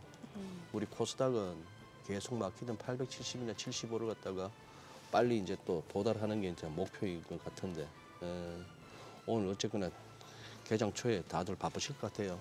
아니 이렇게 좀 시장이 강하게 올라가면 이제 또 오늘 금요일이잖아요. 네. 이제 궁금해지는 게 이 상승세가 유지될 수 있을지 아니면은 전강호약이 될지 예. 좀 궁금해지는데 지금 시장 분위기로 봤을 때는 어떤 감이 느껴지세요? 시장 분위기로 봐서는 네, 소장님 감이요. 제 감을 믿으십니까? 아니 믿고 안 믿고보다는 이제 지금 그 나름의 눈빛은 뭐세요? 그 인디케이터 역할을 해주시니까 인디케이터 역할을 좀 해주니까 궁금해서요. 정강 후보? 뭐, 오후에는 좀 보합권 정도. 아니 그냥 뭐 올라간 거 유지만 하면 석세스죠. 완전. 그러니까 그렇게 보시는 거예요. 그래 줬으면 좋겠다는 거죠. 애매하게 말씀을 예. 주시네요. 그래요. 그럼 연구위원님 어떻게 보세요? 오늘 금요일이잖아요. 네. 지금 시장 지금 일단은 출발 자체는 굉장히 좀 좋을 걸로 네, 보여지는데 좋죠. 네. 어떠세요? 오늘 흐름 전체적으로 어떻게 예상하세요? 정강 후약 예상하고 있고요. 정가후약. 네, 왜냐하면 지금 중요 경제 지표 발표를 앞두고 있기 때문에 그 분위기를 좀 반영하지 않을까 생각을 해요. 일단 고용 지표 중요하죠. 비농업 부분 고용자 수 전월치가 17만 5천 명이었는데 지금 현재 예상이 18만 명. 소폭 증가하는 걸 염두에 둔다고 하더라도 그 4배를 놓고 온다고 하면 여전히 고용 시장이 둔화되고 있다라는 해석으로 옮겨갈 여지는 있다라고 생각을 해요. 그러니까 결과 자체는 나쁘진 않는데 혹시 모를 좀 비농업 부분 고용주자 수가 크게 증가할 여지를 염두에 두고 좀 지켜보는 그 심리가 반영될 여지는 있다라고 생각을 하고 있고요. 그러니까 오히려 고용 시장이 좀 둔화되면 시장은 좀 좋아할 수 있는데 그렇죠. 연준의 금리 인하가 좀 빨라질 수 있다라고 해석을 할 수 있기 때문에 그렇죠. 그렇기 때문에 이제 그 결과 때문에 정각 후약을 좀 얘기해드리는 거고요.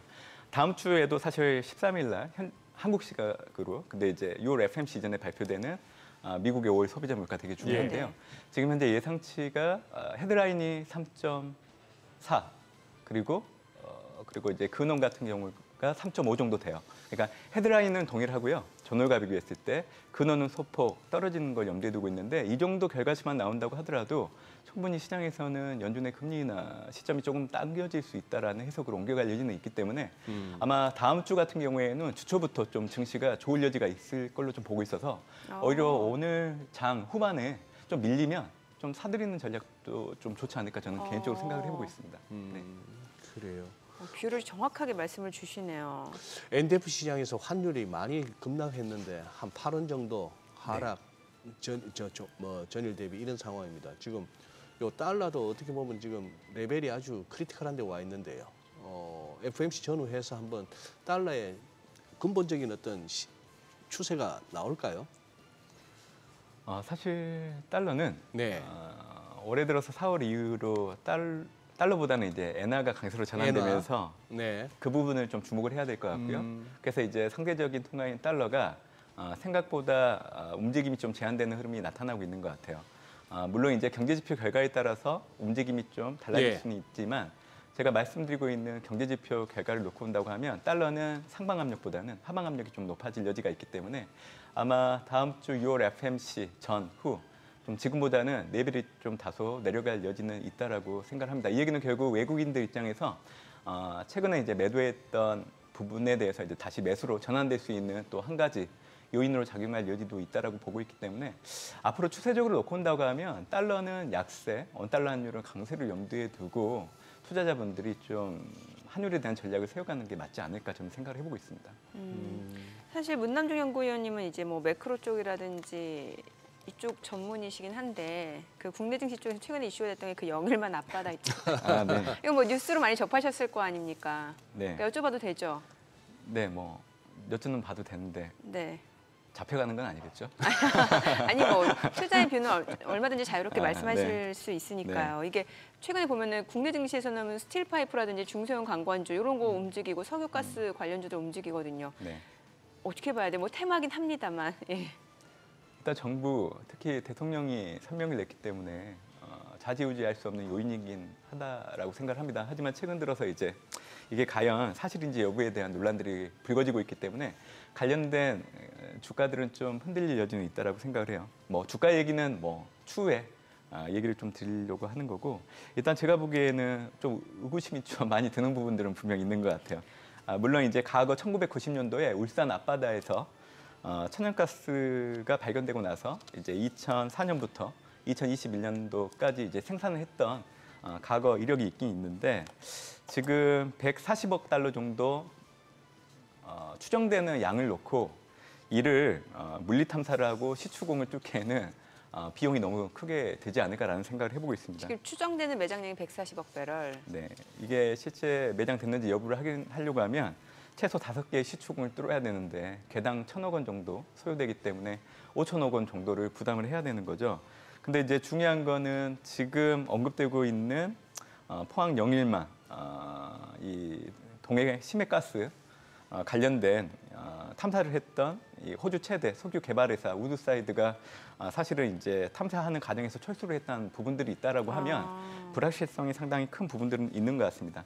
그리고 혹시라도 이게 이제 순조롭게 진행된다고 하더라도 올해 12월부터 탐사 시추를 시작한다고 하더라도 여기에 따른 결과가 내년 3월에서 4월 정도 나오고요. 네. 결국 2027년에서 28년 정도 돼야 시추 시설을 공사를 들어가게 된다고 하면 2035년 정도 돼야 그때 이제 본격적으로 저희가 이제 추출을 할 수 있는 상황이기 때문에 너무 시간이 길게 걸리지 않나라는 생각이 들어요. 네, 그래서 저는 일단 뭐 추이는 지켜봐야 되겠지만 이게 모멘텀이 좀 연속성을 가지기는 좀 어렵다고 저는 생각을 하고 있습니다. 그러니까 테마주임을 알고 접근하시는 분들에 한해서 좀 손 빠르신 분들만 접근하셔야겠네요. 트레이딩 관점에서만 트레이딩 좀 관점에서. 보시면 좋지 않을까 생각을 하고 있습니다. 네. 네. 자, 일단 오늘 뭐 국내 증시 호가 상황은 좀 굉장히 순조로운 출발이 예상이 됐던 부분이고요. 주말에 나올 미국에서의 노동 고용 지표 발표를 앞두고 국내 증시 어떤 흐름을 나타내는지 체크를 해봐야 될 것 같습니다. 국내 증시 흐름 확인해 보죠. 개장합니다.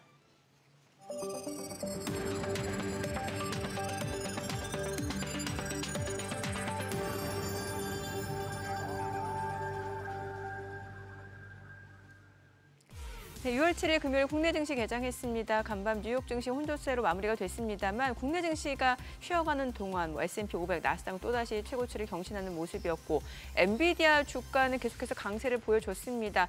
지금 주식 분할을 앞두고 상승 모멘텀이 계속해서 이어지고 있는 상황. 물론 간밤에는 1% 좀 숨고르는 양상이었습니다만 지금 뭐 주가 수준 엔비디아 같은 경우는 $1,200를 넘어서고 있는 상황이고 시총 2위와 3위 순위를 지금 치열하게 경쟁하고 있는 상황입니다.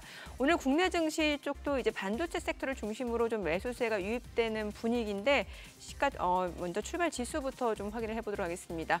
코스피가 1% 이상 올라갑니다. 2,718포인트, 코스닥도 0.6% 상승합니다. 각각 출발 지수 2,717포인트, 856포인트입니다. 시가총액 상위 종목 시초가 보겠습니다. 삼성전자가 오늘 0.9% 올라갑니다. 78,200원이고 SK하이닉스가 2% 상승하네요. 198,100원. LG에너지솔루션도 1.28% 올라갑니다. 35만 6천 원. 현대차도 0.57% 올라가네요. 26만 5천 원. 삼성바이오로직스도 0.7% 상승합니다. 76만 6천 원. 그리고 기아도 1% 상승합니다. 지금 12만 600원이고 삼성전자 우선주 2% 올라가네요. 6만 4천 원. 셀트리온 0.79% 상승합니다. 19만 2,400원. 포스코홀딩스도 1.5% 상승합니다. 38만 7천 원. KB금융 2.4% 강세입니다. 7만 9,300원에 거래되고 있습니다. 코스닥 시가총액 상위 종목 시초가도 보도록 하겠습니다. 에코프로비엠이 2.7% 올라갑니다. 20만 8천 원이고요. 에코프로도 1.89% 올라가네요. 10만 2,500원. 알테오젠 3% 강세입니다. 24만 5,500원. HLB 좀 쉬어가고요. 엔캠 지금 강보합권으로 29만 5천 원. HPSP가 1.2% 상승합니다. 4만 350원. 리노공업 2.4% 올라가네요. 27만 2천 원. 셀트리온작 1% 상승 중이고요. 레인보우 로보틱스도 오름세입니다. 16만 1,500원. 클래시스는 0.4% 하락하면서 46,800원에 거래되고 있습니다. 오늘 시장에서 강세를 보여주고 있는 섹터 종목들 좀 체크를 해보도록 하겠습니다. 오늘 보게 되면은 웹툰 관련주들 많이 올라갑니다. 지금 네이버 웹툰 나스닥 상장을 앞두고 있는 상황에서 와이랩 같은 경우가 지금 11% 급등 중이죠. 17,630원이고 미스터블루도 9% 넘게 올라갑니다. 2,900원. 그리고 네이버가 0.4% 올라가고요. 탑코미디어가 1.7% 상승 중이죠. 3,450원. DNC 미디어도 4% 강세 보여주고 있고 키다리 스튜디오도 지금 6% 넘게 올라갑니다. 5,900원 선이고요. 그리고 NHN 0.4% 상승 중이고 MBT, 핑거스토리가 각각 4.9%에서 3.7% 올라갑니다. 그 밖에 수성 웹툰, 조이시티까지도 1% 이상 상승 보여주고 있습니다. 오늘 웹툰 관련주들이 동반 강세를 보여주고 있고 오늘 금융주들 흐름도 굉장히 좋아요. 좀 아이러니하네요. 지금 연준 금리나 기대감이 커져가고 있는 것 같은데 오히려 지금 금융주들은 좀 강세를 보여주고 있거든요. KB금융, 밸류 프로그램 기대감 때문일까요? KB금융 3.4% 올라갑니다. 지금 8만 원 선을 중심으로 흐름 이어지고 있고 신한지주 5% 올라갑니다. 와, 금융주가 이렇게 탄력주로 올라가는 거 보는 게 좀 쉽지가 않은 것 같은데 지금 신한지주 47,900원, 하나금융지주도 2.3% 상승 중이죠. 61,100원. 키움증권, 삼성생명도 상승 보여주고 있는 상황이고 우리금융지주가 지금 2% 상승 중이네요. 14,360원. 카카오뱅크도 2.4% 올라갑니다. 그리고 DGB 금융지주도 1.8%, BNK 금융지주도 1.4% 올라가고요. 이 가운데 이제 금융주 내에서 좀 올라갈 때 끼 있게 좀 탄력적으로 올라가는 제주은행 같은 경우는 오히려 소폭 내림세입니다. 12,150원에 거래되고 있습니다. 오늘 금융주들 흐름 좋고요. 그 밖에는 지금 2차 전지 반도체 쪽 흐름도 좋네요. 2차 전지 쪽에서는 대표적으로 셀 업체인 삼성, SDI, LG 에너지솔루션 2% 지금 상승 중이고요. SK이노베이션도 1.6% 올라가고 이런 셀 업체뿐만 아니라 전고체 쪽도 흐름이 좋습니다. 지금 보게 되면은 2차 전지 전고체 쪽에서는 테이펙스가 지금 7% 강세 보여줍니다. 34,000원 선이고요. SKC도 4.5% 상승 중입니다. SKC 같은 경우는 또 동박 쪽이긴 합니다만 유리개판 관련주로도 엮여 있기 때문에 이런 모멘텀까지 더해지고 있는 것 같고요. 그밖에 덕산테코피아가 5.8% 강세고 지금 레이크 머티리얼즈도 1.9% 상승 중이고 대주전자재료도 2% 이상 올라가고요. 이수 스페셜티 케미칼도 지금 상승 중입니다. 그밖에 레몬 또 상승 중이고요. SK 아이테크놀로지도 2% 넘게 올라갑니다. 오늘 2차 전지 쪽 흐름도 괜찮네요. HBM 쪽 여전히 좋습니다. PSK 홀딩스가 6.8% 강세입니다. 69,000원이고요. YC캠도 유리기판 쪽으로도 엮여 있는 종목이죠. 그리고 한미반도체는 오히려 좀 물량들이 나오면서 1% 내림세고 DI가 2.7% 상승, DIT도 1.8% 올라가고요. MK전자도 오름세, 오로스테크놀로지도 2.8% 상승 중입니다. 24,900원이고요. 워트도 3% 강세, 제너셈도 지금 1% 이상 올라갑니다. 네, 지금 보시게 되면은 이오테크닉스, STI, 오픈엣지 테크놀로지 모두 1% 이상 강세를 보여주고 있습니다. 바이오시밀러 쪽도 흐름 좋네요. 바이넥스, 알테오젠. 알테오젠은 호가부터 움직임이 좋았거든요. 지금 알테오젠이 5% 이상 올라가고 지금 바이오시밀러 쪽은 대부분 종목들이 좀 양봉을 보여주고 있는데 바이넥스가 지금 6% 강세입니다. 15,300원. 그리고 알테오젠도 5% 강세고요. 그리고 이수앱지스, 한미약품도 2%에서 1% 상승 중입니다. 그밖에 제약사, 대웅제약, 한올바이오파마까지도 1% 이상 상승을 보여줍니다. 지금 시각 9시 6분 지나갑니다. 수급 상황 체크해 보겠습니다. 오늘 유가증권 시장에서 외국인 순매수 보여줍니다. 지난 화요일에도 5천억 원 넘게 매수를 보여줬던 외국인인데 오늘 지금 1,406억 원 매수 우위고요. 개인과 기관은 각각 1,341억 원, 52억 원 순매도입니다. 코스닥에서는 개인 투자자 순매수입니다. 195억 원 순매수고요. 외국인과 기관 각각 131억 원, 36억 원 매도 우위입니다. 오늘 외국인 선물 시장에서 좀 많이 삽니다. 2,437개약 순매수를 보여줍니다. 환율 좀 체크해 보도록 하겠습니다. 오늘 서울 외환시장 개장 상황입니다. 달러원 환율은 떨어지네요. 5원 50전 하락한 1,367원 50전에 개장이 됐습니다. 오늘 시장 좀 네. 해석이 쉽지 않은 게 금융주는 올라가고 환율 떨어지고 외국인 사고. 오늘 같은 날 빠지는 섹터는 어디예요? 지금 보니까 전기 전력주 쪽하고 화장품 같은 쪽은 좀 약간 밀리는 느낌인데 그동안 많이 올랐던 쪽이 빠지고 있죠? 지금요, 제가 빠진 섹터까지는 아직 체크를 못 했는데. 네. 아니 오늘 같은 날은 못 가는 데는 그동안 많이 올랐던 것밖에 없겠구나. 문 의원님 어떻습니까? 시장 분위기 지금 계속 이제 이 정도 이제 시작은 했고 외국인 수급 상황을 보셨을 때 어떤 판단이 드세요?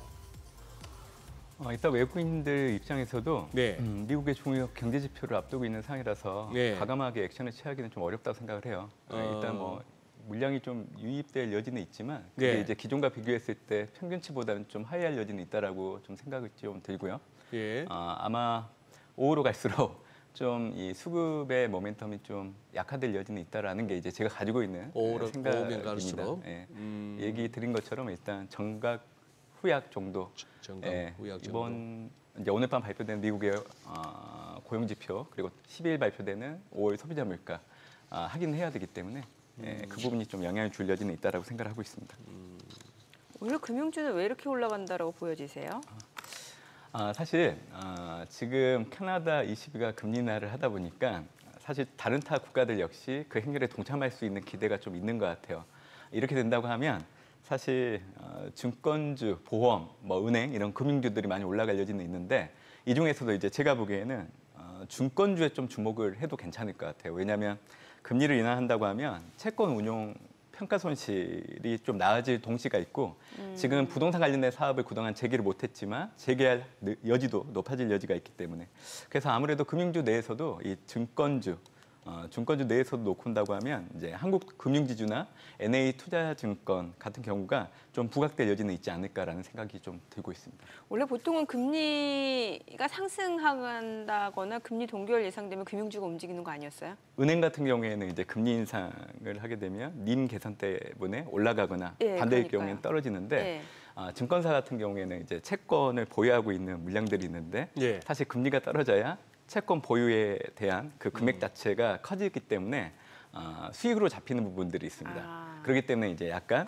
양면의 칼과 같은 모습을 좀 보이긴 하는데 일단 현재로서 금리가 내려간다고 하면 이 금융주 내에서도 증권주들이 조금 더 모멘텀이 있지 않을까라는 생각을 해보고 있습니다. 그러면 뭐 금융사라든지 지주사 금융지주 쪽은 이제 뭐 증권사도 있다 보니까 그렇죠. 그 부분이 이제 평가가 된다. 네네네. 그런 네. 기대감 때문에. 그럴 수 증권사들 금전에 뭐 요즘 수익 괜찮죠? 좀 개선되는 여지는 있는 것 같습니다. 예. 증권사 직원분들 연봉 올해 아니 인센티브 많이 받아 저는 그렇게 알고 있는데 아니에요? 좀 나아지고 있는 것 같고요. 그리고 이제 보통 이제 증권사들 실적을 집계할 때 운영하고 있는 채권 규모가 워낙 크다 보니까 이 금리가 움직임에 따라서 영향을 많이 받습니다. 그래서 보통은 실적이 잘 나온다 그러면 대부분이 이제 운영하고 있는 채권들의 평가 수익 부분에서 크게 나타나기 때문에 반영된다고 보시면 될 것 같습니다. 문 의원님 요새 좀 중국 좀 들여다 보셨습니까? 네. 뭐 지표나 뭐나. 네. 저는 뭐 개인적으로 먼지에 민감해가 요즘 너무 좋아요. 먼지가 안 넘어와서 네네네. 저쪽에서 이 5월, 6월 이렇게 이번 현충일 휴일도 뭐 어지간한 데는 다 참 이렇게 청명한 날씨에 공기까지 맑으니까 네. 나들이 하기도 좋고 네. 바깥에 나가면 참 기분이 좋았는데 그 얘기는 저 동네 뭐 좀 덜 돌린다는 얘기 아닙니까 혹시?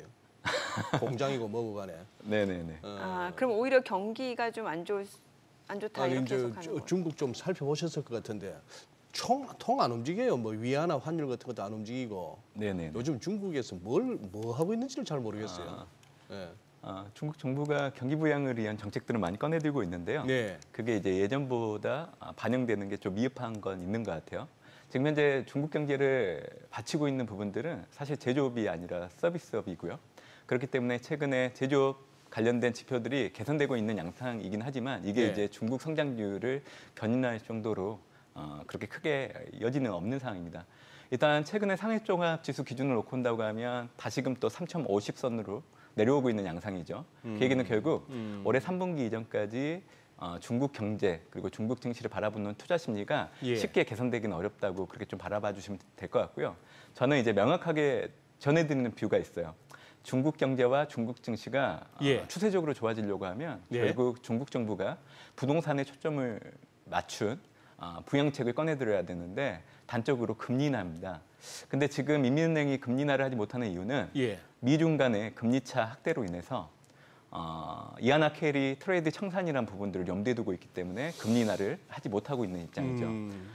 왜냐하면 이제 채권 시장 중심으로 자금 유출, 이로 인한 이하나 환율의 약세, 환율 시장의 변동성이 커질 수 있는 부분들. 그렇기 때문에 지금 경기를 살리려고 하면 기준금리 인하를 해야 됨에도 불구하고 못하고 있는 상황인데 그렇기 때문에 이제 연준이 금리 인하를 단행하게 된다고 하면 바로 인민은행이 기준금리를 인하할 여력이 상당히 높아지기 때문에 아마 그 시점이 중국 경제와 중국 증시를 바라봤을 때 변곡점이 되지 않을까라고 생각을 해보고 있습니다. 그래서 투자자분들도 인민은행이 기준금리를 인하하는 그 뉴스가 들린다고 하면 그때는 중국 증시에 대해서 좀 긍정적인 뷰로 선회하는 것도 좋지 않을까 저는 예상을 해보고 있습니다. 네, 제가 사실은 뭐 6월 코스피 밴드 좀 여쭤보려고 하다가 사실 시장 전체적인 흐름보다는 요즘은 또 섹터 종목 순환매 네. 장세잖아요. 네. 여쭤보고 싶은 거는 그 식품주 좀 여쭤볼게요. 음식료, 삼양식품 주가. 오늘 보니까 60만 원을 뚫어냈어요, 지금. 이게 사실 주당 가격으로 봤을 때 그렇게 싸다운 느낌은 없는데 좋잖아요, 요즘. 좀 쳐다봐 주세요. 네. 네. 음식료요? 네, 음식료 쪽은 어떤 뷰를 갖고 계시는지 좀 궁금하거든요. 오늘 농심도 좋고요. 그 최근에 그 한국의 5월 소비자 물가 결과를 놓고 보면 전년 동월 대비 2.7 정도까지 떨어졌거든요. 근데 물가가 떨어지는데 가장 큰 요인을 미쳤던 게 아니 물가가 마이너스 2.7이라는 게 아니고 2.7% 네. 상승이다. 상승률이 떨어졌다. 네, 전후가 비교했을 때. 네, 예. 근데 이제 근원 상품하고 농축 수산물 가격 하락 그리고 이제 지난해 이제 전기 도시 가스 요금을 인상에 따른 기저 효과가 반영되면서 이제 물가가 떨어지는 게 나타났습니다. 제가 이 얘기를 해드리는 이유는 네. 결국 음식료 관련된 기업들의 주가를 놓고 본다고 하면 두 가지인 것 같아요. 하나는 원재료에 해당되는 곡물 가격이 떨어지는지 여부, 그리고 또 하나는 수출 모멘텀이 더 커질 수 있는지 두 가지거든요. 근데 최근 들어서 곡물 가격이 많이 오르다가 최근에는 그 상승률이 좀 둔화되고 있는 흐름들, 이는 결국 투입되는 원재료 가격들이 지금 당장은 아니지만 한 분기 뒤에 반영될 여지가 있기 때문에 실적이 좀 좋아질 수 있다는 해석으로 옮겨갈 수 있다라고 보고 있기 때문에 말씀드리는 거고, 두 번째는 이제 수출인데요. 사실 라면을 중심으로 수출이 최근에 많이 개선되고 있는 양상입니다. 그러게요. 결국 수출하면 삼양식품이라는 회사가 단연코 부각될 수밖에 없는 상황이기 때문에 화면에 나오는 저 불닭볶음면 시리즈. 맞습니다. 예. 그래서 음식료 관련된 기업들의 주가들도 현 시점에서 놓고 본다고 하면 제가 말씀드렸던 두 가지 요인을 가지고 좀 접근하시는 것도 좋지 않을까 생각을 하고 있고요. 지난해와 비교해서 올해 같은 경우에도 이 수출 증가 폭을 놓고 본다고 하면 네. 개선되는 양상이 크게 달라지지 않고 있기 때문에 그래서 저는 뭐 얘기를 해주셨지만 삼양식품이나 이런 음식료 관련된 기업들의 주가 추이에 대해서 계속 지켜보시는 것도 좋지 않을까 생각을 해보고 있습니다. 네. 아니 근데 삼양식품 차트만 놓고 봤을 때 좀 아찔하거든요. 네. 소장님 차티스트로서 어떻게 보세요? 이 주가 그럼 차트로 봤을 때는요. 일단 아찔한 단계에서부터는 차트 안 맞더라고요. 아 그래요. 예. 아 그럼 예. 그때는 뭐 심리로 가는 장이니까. 그리고 이거는 어떻게 보십니까? 2차 전지 이제 제법 꿈틀거리기 시작합니다. 그러게요. 며칠 전부터. 네. 예. 어떤 뭐 저 재료나 모멘텀이 있었나요? 아니면 단지 어떤 레벨 측면에서의 어떤 이 정도면 됐다 하는 흐름일까요? 저는 미국 대선과 연관이 있다라고 생각을 하고 있고요. 대선하고? 네, 지금 6월 달이면 예. 다음 달 이제 공화당이 먼저 예. 전당대회 하고요. 8월 달에 이제 민주당이 전당대회를 하게 되죠. 그러니까 본격적인 대선 레이스에 돌입한다고 그렇게 보시면 됩니다. 결국 현재 바이든 대통령이 가장 강조하고 있는 정책들을 보면 IRA인데 여기에 따른 세제 혜택을 가장 많이 보고 있는 게 2차 전지였고 이게 이제 지난해 주가 상승으로 연결됐던 상황이고 최근 들어서는 그런 모멘텀들이 둔화되면서 주가가 많이 하락을 했기 때문에 네. 가격적인 측면에서도 접근을 해볼 만한 수준이라고 생각을 하고 있는데 결국 바이든 행정부가 대선 레이스를 앞두고 강하게 꺼내들 수 있는 정책은 기존 정책에 대한 정책을 더 강화하는 수밖에 없습니다. 그 얘기는 결국 IRA와 관련돼서 기존 정책보다는 그 규모를 늘리는 형태로 계속 얘기할 여지도 있기 때문에 아마 그걸 반영한다고 하면 이제는 2차 전지, 전기차 관련된 기업들의 주가가 움직일 때가 되지 않았나라고 생각을 해보고 있습니다. 그래요. 알겠습니다. 오늘 내용 잘 들었습니다. 예, 고맙습니다. 고맙습니다. 감사합니다. 오늘 들으신 내용과 관련해서 더 다양한 정보 원하시는 분들은 카카오톡 채널에서 크존 검색하시거나 재테크존 앱 다운로드 받으시면 다양한 정보 확인해 보실 수 있으니까요. 참고해 보시기 바랍니다. 최근 외국인 또 어떤 리포트 관심 있게 보는지 확인해 보겠습니다.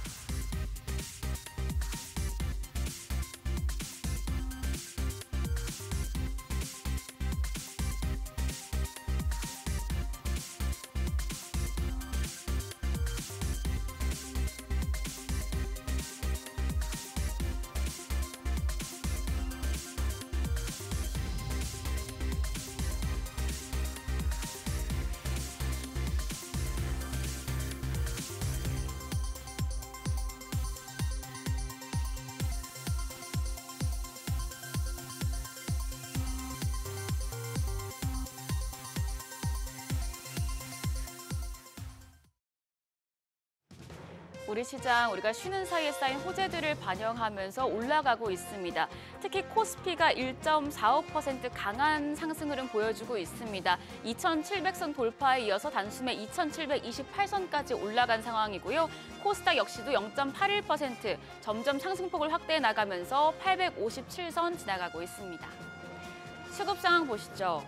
오늘 유가증권 시장에서 외국인과 기관 쌍끌이 매수세를 보여주고 있는데 특히 외국인이 1,846억 원, 2거래일 연속 사자 흐름 나타내고 있고요. 기관 역시도 467억 원 순매수, 개인만 홀로 2,251억 원 매도 우위 보여주고 있습니다.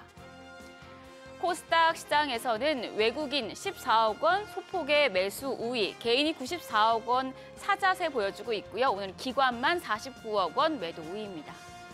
업종별 등락률 확인하시죠.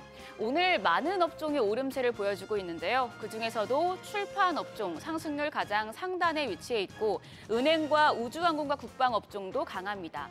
시장 대비해서 약한 업종으로는 전기 장비와 가스 유틸리티 그리고 창업 투자가 해당됩니다. 시장을 주도하는 테마 종목별 시세 체크하시죠. 웹툰주가 전 거래일 시간의 거래에 이어서 시세를 내고 있습니다. 네이버 웹툰이 다음 달 나스닥 상장을 준비 중인 가운데 나스닥 상장으로 확보한 실탄을 바탕으로 북미는 물론 일본 시장 공략에도 박차를 가할 것으로 보여지는데요. 관련주 중에서는 미스터블루가 8.14% 올라갑니다. 2,855원에 거래되고 있고요. 관련주로 분류되는 Y랩이 9.75% 상승하면서 17,450원, 키다리 스튜디오와 핑거스토리 3%대 강세 흐름 보여주고 있고 DNC 미디어도 2.68% 플러스권으로 26,800원 선 지나가고 있습니다. 은행주도 오늘 흐름이 좋습니다. 금융당국이 금산분리 규제 완화 재검토에 나선다는 소식 덕분인데요. 금융권의 비금융업 진출 기대감이 커지면서 오늘장에서 관련주가 오름세를 나타내는 것으로 분석됩니다. 은행주에서는 신한지주가 5.16% 강세 흐름 보여주고 있습니다. 47,900원에 거래되고 있고 나머지 종목들은 2%대 강세 흐름 유지 중인데요. KB금융이 2.7% 반등하면서 79,500원, 하나금융지주가 2.35% 플러스권으로 61,200원에 집계가 되고 있고 카카오뱅크가 22,750원, DGB금융지주가 8,220원에 거래되고 있습니다. 2차 전지주도 상승세 이어갑니다. 유럽연합이 중국산 전기차에 반보조금 성격의 관세를 매긴다는 소식에 상승폭을 키우고 있는데요. 특히 SKC 같은 경우에는 미국 반도체법 관련 보조금 수령 전망까지 나오면서 오늘장에서 신고가 경신했습니다. 이 시각 현재 2.43% 상승하면서 15만 1,700원에 거래되고 있고요. 그 밖에 관련주로 분류되는 LG화학이 2.13% 올라가면서 38만 2,500원, 그리고 삼성 SDI가 1.28% 강세 흐름 보여주고 있습니다.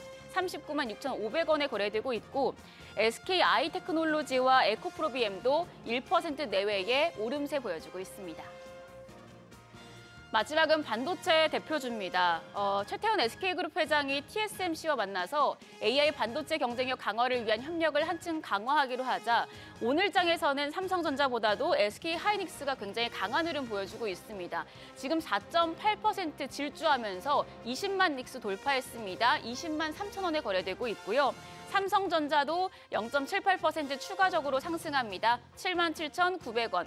여기에 대해서 지금 DB하이텍도 0.23% 강세 유지 중인데요. 43,250원에 거래되고 있습니다.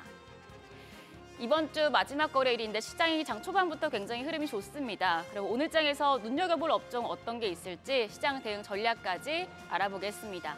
오늘은 탑TV 소속 김진균 전문가 전화 연결돼 있습니다. 안녕하세요. 네, 안녕하세요.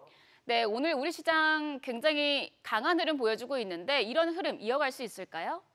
네, 나스닥과 S&P 500 지수가 사상 최고가를 경신하며 연일 축제 분위기를 이어가는 가운데 한국 증시는 글로벌 꼴등 수준에 머물러서 안타까움을 자아내고 있습니다. 참고로 작년 10월 저점 대비 올해 최고점까지 코스피는 약 22%, 코스닥은 26%, S&P 500은 30.5%, 나스닥은 무려 37%나 올랐는데요. 격차가 많이 벌어졌죠. 하지만 이런 흐름이 1년 내내 지속될 가능성은 매우 낮습니다. 글로벌 증시에는 분명 키 맞추기 개념이 존재하기 때문입니다.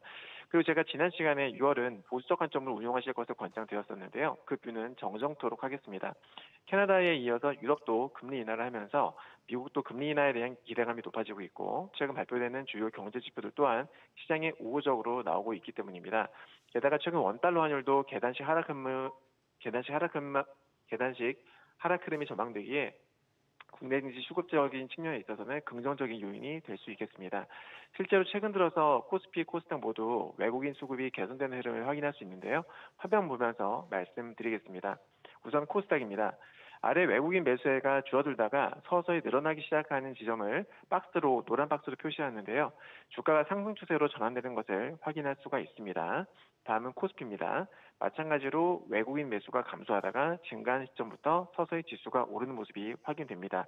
이처럼 국내 증시의 방향성은 결국 외국인 매수에 의해서 결정된다고 봐도 무방하겠습니다.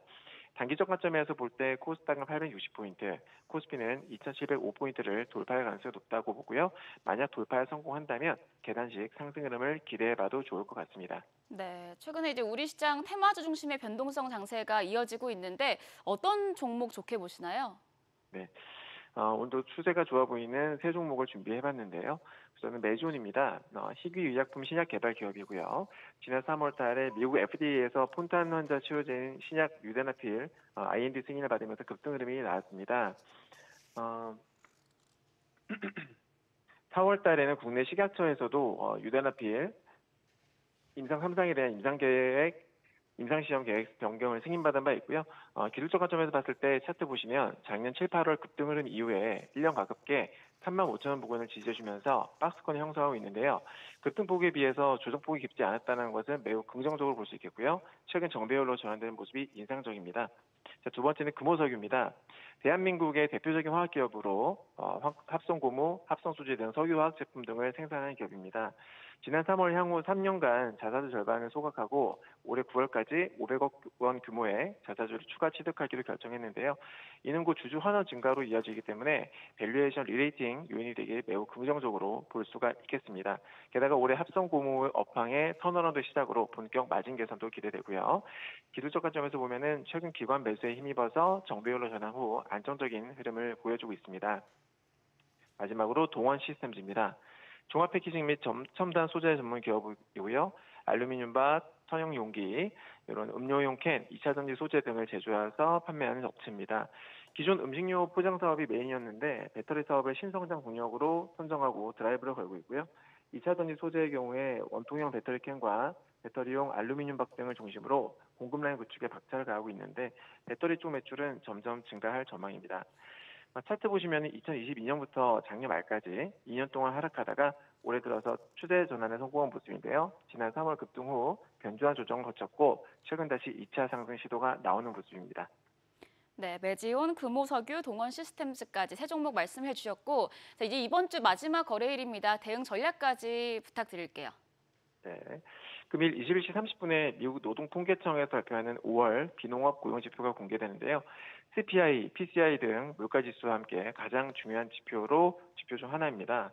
현재 컨센서스는 약 18만 5천 명으로 나오고 있습니다. 참고로 지난달에는 17만 5천 명이었는데요. 만약 컨센서스보다 높게 나오면 악재가 될 것이고 낮게 나오면 호재로 인식이 될 겁니다. 최근 추이를 보시면은 5연속 컨센서스 상회 후에 지난달에 컨센서스 하회가 나왔는데요. 전체적으로 보게 되면 컨센서스 상회 확률이 높기 때문에 긴장하면서 지켜볼 필요가 있겠습니다. 마침 미증시도 신고가를 경신한 이유라서 컨센서스 상회로 나오게 되면 실망 매물이 쏟아지면서 변동성이 커질 수 있다는 점 염두에 두시길 바라고요. 개인적 소견으로는 금요일 종가 기준으로 크게 밀리지만 않는다면 다음 주에도 추가 상승을 기대해 볼 수 있을 것 같습니다. 네, 알겠습니다. 오늘 말씀 고맙습니다. 지금까지 업종과 대응 전략 알아봤습니다.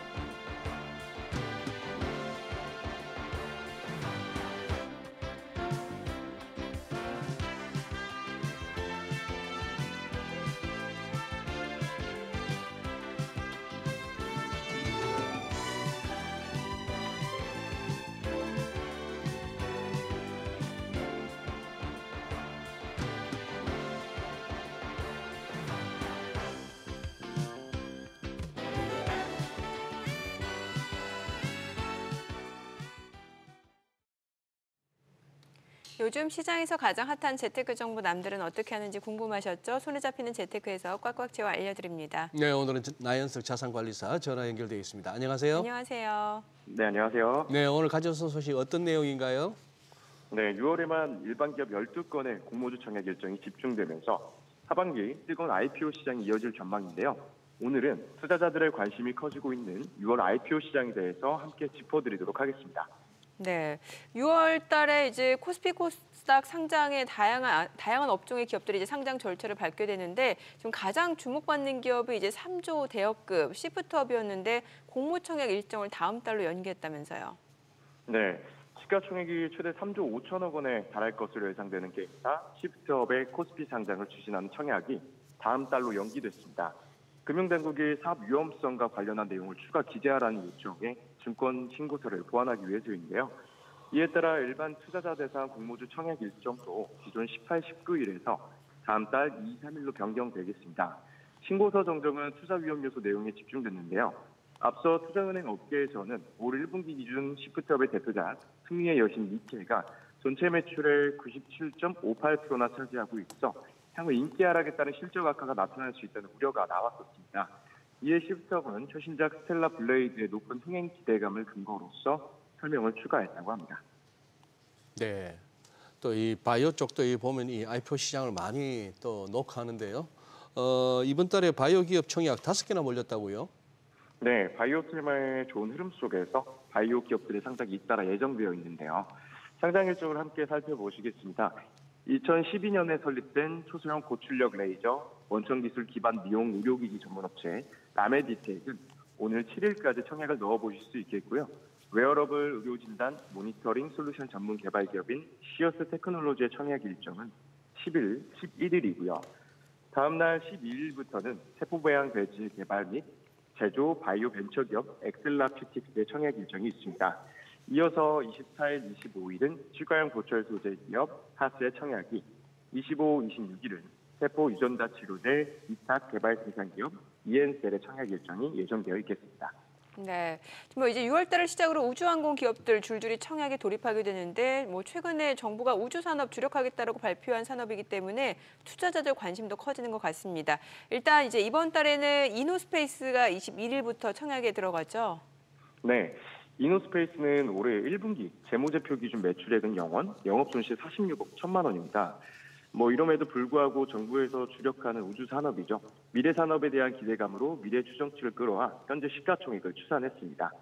20일, 21일 청약 일정이 예정되어 있고요. 이노스페이스 기업을 간략하게 소개해드리자면 우주 산업에서 업스트림에 속하는 발사체 제작과 발사 서비스 제공을 주요 사업으로 하고 있고, 유인항공기 항공우주선 및 보조장치 제조업 전문 기업이며 민간 로켓 발사로서는 국내 최초로 성공한 기업이기도 하니 앞으로의 행보를 기대를 가지고 보셔도 좋을 것 같습니다.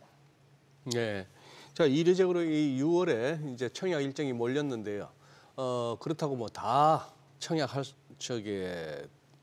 나설 수는 없고 여기도 또 옥석가리가 중요할 것 같은데요. 네, 그렇습니다. 지난 3일 한국거래소에 따르면 올해 5월 말까지 국내 증시에 일반 상장한 기업 22개사의 상장 평균 공모가 대비 등락률은 109%를 기록했다고 했습니다. 3일 기준으로 절반 이상인 13개사의 주가는 공모가를 밑도는 것으로 집계되었었는데요. 이 중 가장 높은 수익률을 기록 중인 종목은 1월에 상장했던 우진엔텍입니다. 700% 이상의 수익률을 기록 중이죠.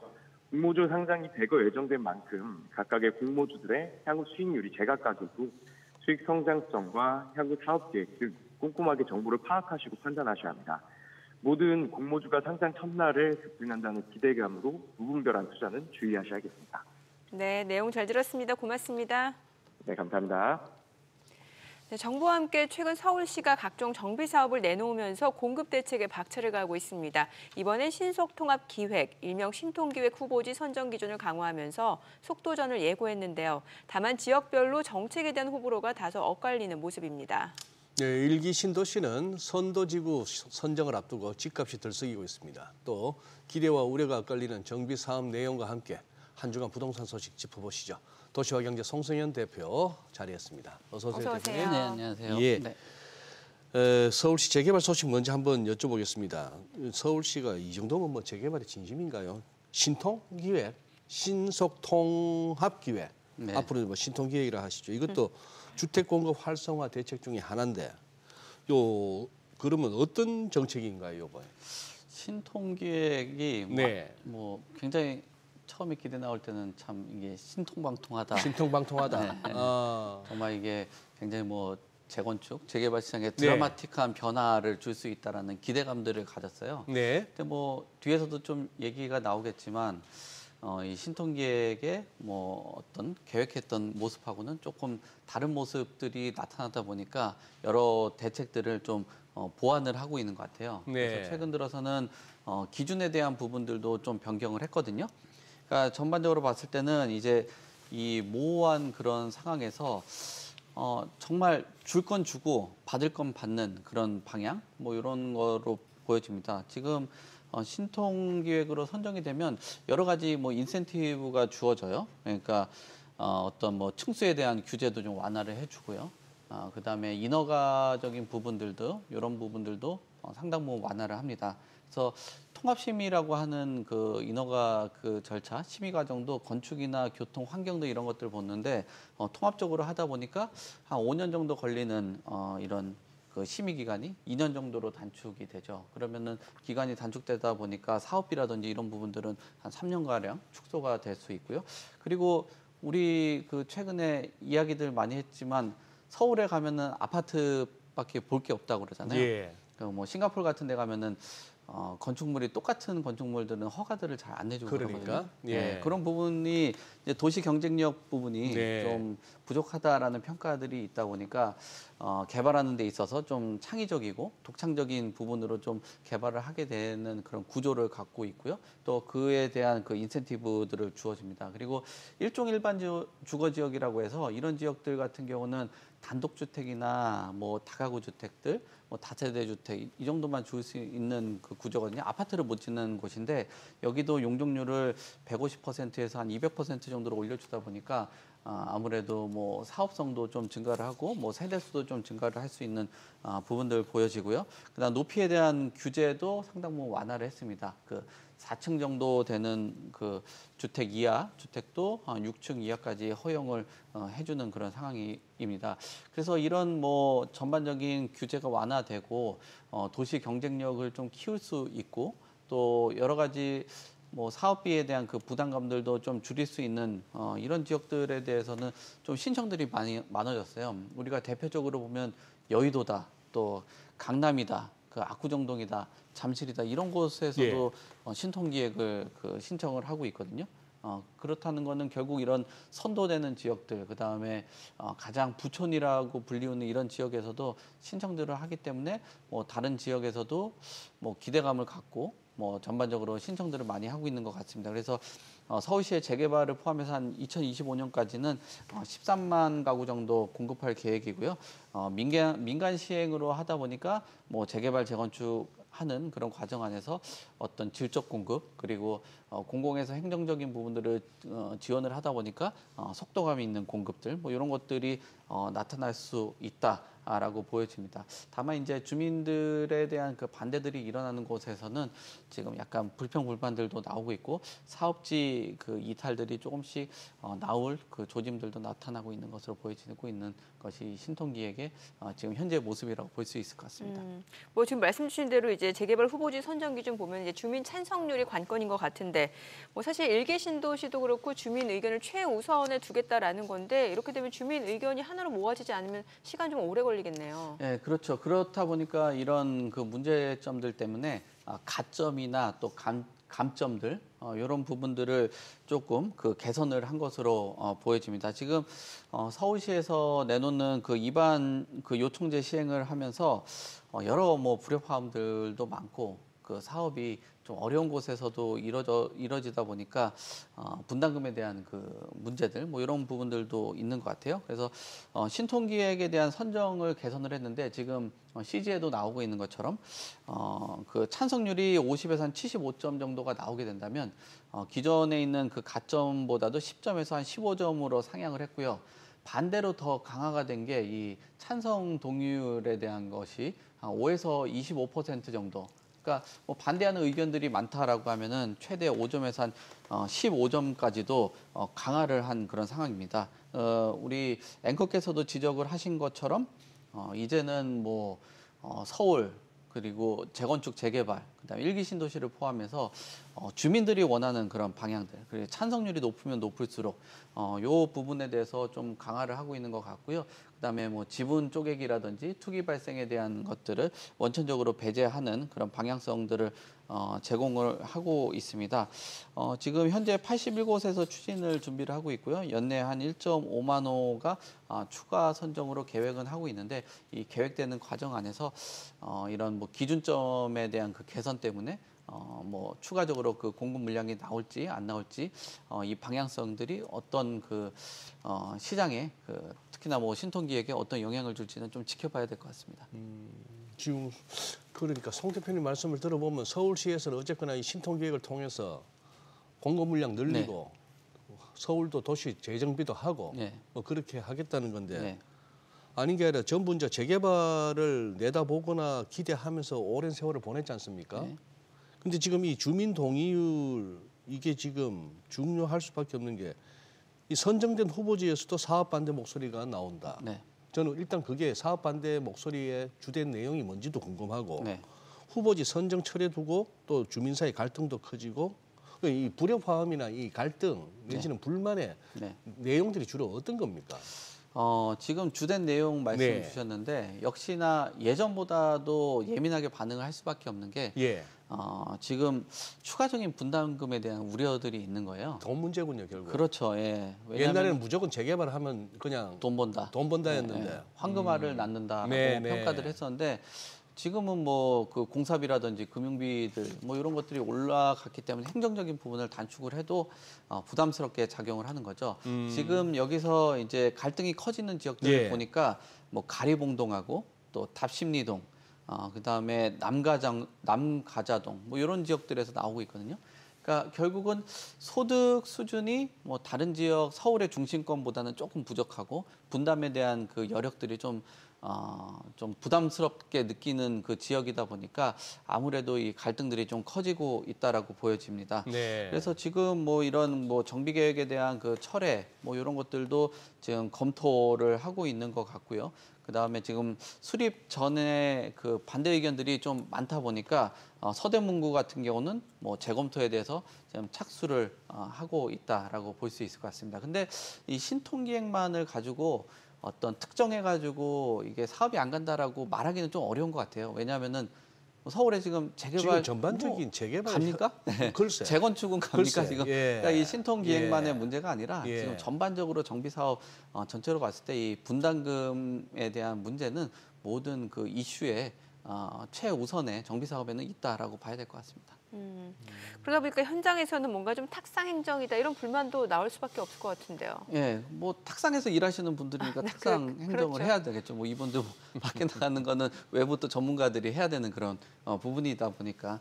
근데 뭐 지금은 그 사업들 추진을 하는 그 과정 안에서 뭐 지금 사업성 개선 뭐 이런 것들은 전반적으로 뭐 현실적으로는 좀 어려운 그런 상황이기 때문에 용적률 확보하고 뭐 시간을 좀 단축하는 이런 부분들이 가장 중요한 것 같습니다. 근데 탁상 행정 안에서도 사업이 또 가는 곳은 또 가고 있고 또 가지 못하는 곳은 가고 있다 보니까 뭐 단순히 탁상이라기보다는 현실적인 그 문제에 지금 돌입을 했기 때문에 이런 문제들이 나타나고 있는 거 아닌가 그렇게 봅니다. 그러면 이 질문도 이해가 되네요. 제가 질문을 드리면서 이제 신통기획을 반기는 지역도 있다는 건데 서울의 그 어디입니까? 그 한강변에 그 알짜라고 볼 수 있는 서초구 신반포 2차 여기가 49층 높이로 2,057가구 규모로 재건축한다. 뭐 이런 내용이 이제 서울시 이제 통과를 했어요. 신통기획으로. 그러면서 대형 건설사들이 수주전을 준비 중이고. 이건 제가 보니까 뭐 이 정도로 그냥 높게 짓고 하면은 분담금 문제가 좀 희석될 수 있겠네요. 보니까. 뭐 그렇게도 볼 수 있고요. 이렇게 높게 지면은 고층에 대한 그 프리미엄을 갖게 되니까. 그러니까 뭐 그 주변에 반포에 있는 아파트들이 재건축했을 때 한 35층 정도 됐거든요. 근데 지금 49층이라면 14개 층 정도가 일반 분양으로 확보를 할 수 있고 또 조합원들이 이 정도 높이에 내가 로얄층을 갖는다라고 하면 납부할 수 있는 그런 여력이라든지 의지 같은 게 있거든요. 그래서 지금 신반포 2차 49층에 대한 그 신통 계획 같은 경우는 많이 반기고 있다. 지금 반포대교를 건너기 전에 좌측으로 보시면은 북쪽으로 보면 원베일리가 있거든요. 반포대교를 어디 북에서 남으로 건너요? 남에서 북으로 건너요? 남에서 이제 북으로 건너는 그 방향으로 보시면은 이쪽에 이제 원베일리가 있는데 여기가 한 40층에서 한 42층 정도 돼요. 근데 거기보다 더 높게 지어지고 그다음에 이 세빛섬하고 또 이제 연결하는 그런 과정을 겪게 되면서 이제 설계나 이런 부분들이 있거든요. 그러면 거기에 초고층 아파트에 한강에 그다음에 부촌이라는 곳에 인접해 있는 다리 하나를 그 고가 하나를 놓고 있는 그런 상황. 그리고 세빛섬까지도 보행로까지도 연결이 되게 된다라면 어떻게 보면 이제 반포의 랜드마크가 되는 원베일리에서 이제 바로 또 랜드마크가 넘어가는 그런 수준이기 때문에 사업이 좀 진행되고 하게 된다라면은 지금 뭐 큰 기대감들을 가질 수밖에 없죠. 2003년부터 그 재건축을 추진을 했어요. 근데 지금 20년째 안 되고 있으니까 신통 기획을 조금 통해 가지고 사업을 추진하려고 해서 이런 속도를 높인다면 좀 도움이 될 수 있다라고 보여집니다. 근데 이렇게 되면 강남하고 강북하고 또 이렇게 약간 그 좀 강북 쪽에서는 또 불만이 나올 수 있는 거 아니에요? 네, 뭐 그렇게 볼 수 있는데 신통기획에 좀 적극적으로 참여를 해서 사업성을 높이고 또 요구할 건 요구하는 그런 방향으로 간다라면은 강북도 좀 기대를 할 수 있습니다. 뭐 일이 되는 쪽으로 생각을 해야지. 맞아요.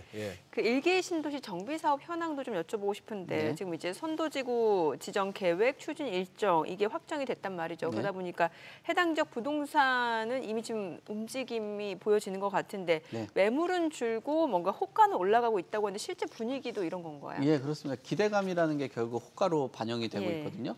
그래서 지금 정자역 같은 경우도 지금 선도지구 발표된 이후에 그 매물이 52% 정도 줄었고요. 다 걷어들이는 거네요. 예, 그렇죠. 그리고 실거래가보다도 한 4억 정도 오르는 그런 가격으로 시장의 가격들을 내놓고 있습니다. 그리고 향후에 이제 그 재건축을 하게 된다면 뭐 이주 수요가 발생되는데 지금 전세 가격 같은 경우도 사실 주택 가격에 좀 그 영향을 좀 크게 미치고 있거든요. 주택 가격이 오르는데 영향들을 미치고 있는데 그 전세 대란에 대한 그 우려들이 일어나고 있는 그런 상황이라고 볼 수 있을 것 같습니다. 지금 일부 단지들 보면은 가격들이 굉장히 들썩들썩 거린다라고 이야기를 하는데 그 서현에 있는 시범 한양 134제곱미터도 19억 5천으로 매물이 나왔어요. 지금 한 달에 4.5억 정도 오른 그런 상황이기 때문에 뭐 기대감들이 지금 호가에 반영이 되고 있다라고 볼 수 있을 것 같습니다. 그래요. 지금 그런데 같은 1기 신도시라도 좀 약간 지역 따라 분위기가 다르다고요? 네, 그렇습니다. 아까 앞서서도 신통기획이 뭐 지역별로 차이가 나듯이 이 분당하고 일산 같은 경우 가격에 대한 그 격차가 좀 크게 나고 있는 것 같아요. 지금 1기 신도시에 들어서는 곳들 뭐 분당하고 평촌 같은 경우는 지금 널뛰기가 있다라고 얘기할 정도가 나타나고요. 그리고 일산 같은 경우는 지금 지금 뭐 반년 동안 뭐 수천만 원이 지금 떨어진 그런 상황이라고 합니다. 그러니까 1기 신도시에 소위 말하는 그 약발이 안 먹히고 있다라고 보여지고요. 그래요? 일산 마두의 그 강촌 1단지 84제곱미터는 5.6억 정도의 그 기록, 그러니까 5억 한 6천만 원 정도 되죠. 직전 대비했을 때 3천만 원 정도가 빠진 가격으로 거래가 되고 있고요. 중개업소에서도 이야기를 하는 게 지금 매수세도 좀 굉장히 약해졌고 그다음에 2년 전보다도 뭐 가격이 한 2억씩 빠지는 그런 매물들이라든지 뭐 가격들이 나오고 있다라고 보여집니다. 왜냐하면은 이게 일산 같은 경우는 분당은 나중에 분양을 했을 때 분양가 산정을 했을 때 뭐 이 분당의 시세나 뭐 강남의 배후 주거지로서의 그 분양 가격을 책정을 할 수 있는데 그걸 이제 통해 가지고 뭐 분담금 측정이나 이런 부분들을 할 수 있는데 일산 같은 경우는 아직까지는 분양성이 분당에 비해서 좀 떨어진다라는 평가들이 좀 있거든요. 그래요. 그런 부분에 대해서는 좀 한계점으로 보여지면서 이제 투자 수요들이 좀 뭐 반길 만한 그런 그 매력적인 지역은 아니다라고 평가들이 나오고 있는 것 같습니다. 이번에 좀 분양시장 여쭤볼게요. 지금 이달 수도권에서만 한 3만 가구 청약 예정되어 있다고 하는데 그중에서 이제 서울에만 3,500여 가구. 물량이 좀 상당한 것 같은데 네. 그럼 실수요자 입장에서 좀 청약 일정을 좀 꼼꼼하게 체크해 봐야겠네요. 예, 지금 뭐 일정들 잘 예. 확인을 해보실 필요가 있을 것 같아요. 지금 공사비도 계속적으로 올라가고 네. 있고, 그다음에 물량들이 축소됐다라고 평가들을 받고 있거든요. 지금 나와 있는 것처럼 6월 수도권 그 주요 분양단지 중에서는 지금 광진구 하나 나와 있거든요. 일반 분양은 68가구밖에 안 되기 때문에 많은 분들이 좀 뛰어들 필요도 있고, 그다음에 많은 분들이 뛰어들면서 이제 경쟁률도 올라갈 것으로 보여집니다. 그리고 인근 지역들 보면 성남, 용인, 파주, 평택, 고양 같은 경우도 일반 분양 물량이 뭐 성남 같은 경우는 그 1,200가구 정도 나오니까 많은 분들 좀 관심들 가지시면 좋을 것 같고요. 인천도 리마트 더 인천이라는 곳도 378가구 정도 나오기 때문에 여러분들이 뭐 시청하시는 분들 뭐 내 집 마련해야 되겠다라고 하시는 분들 관심 가지셨으면 좋을 것 같습니다. 지금 신축 관심도가 높아지고 있거든요. 분양가들도 계속적으로 올라가고 있습니다. 그리고 서울의 평균 1순위 평균이 뭐 약 한 83대 1 정도 나오고 있는 상황이기 때문에 요 부분들 좀 그 관심들 가지시면서 뭐 청약 도전을 하셨으면 좋겠습니다. 네, 네, 그래요. 오늘 내용 잘 예. 들었습니다. 고맙습니다. 감사합니다. 네, 감사합니다.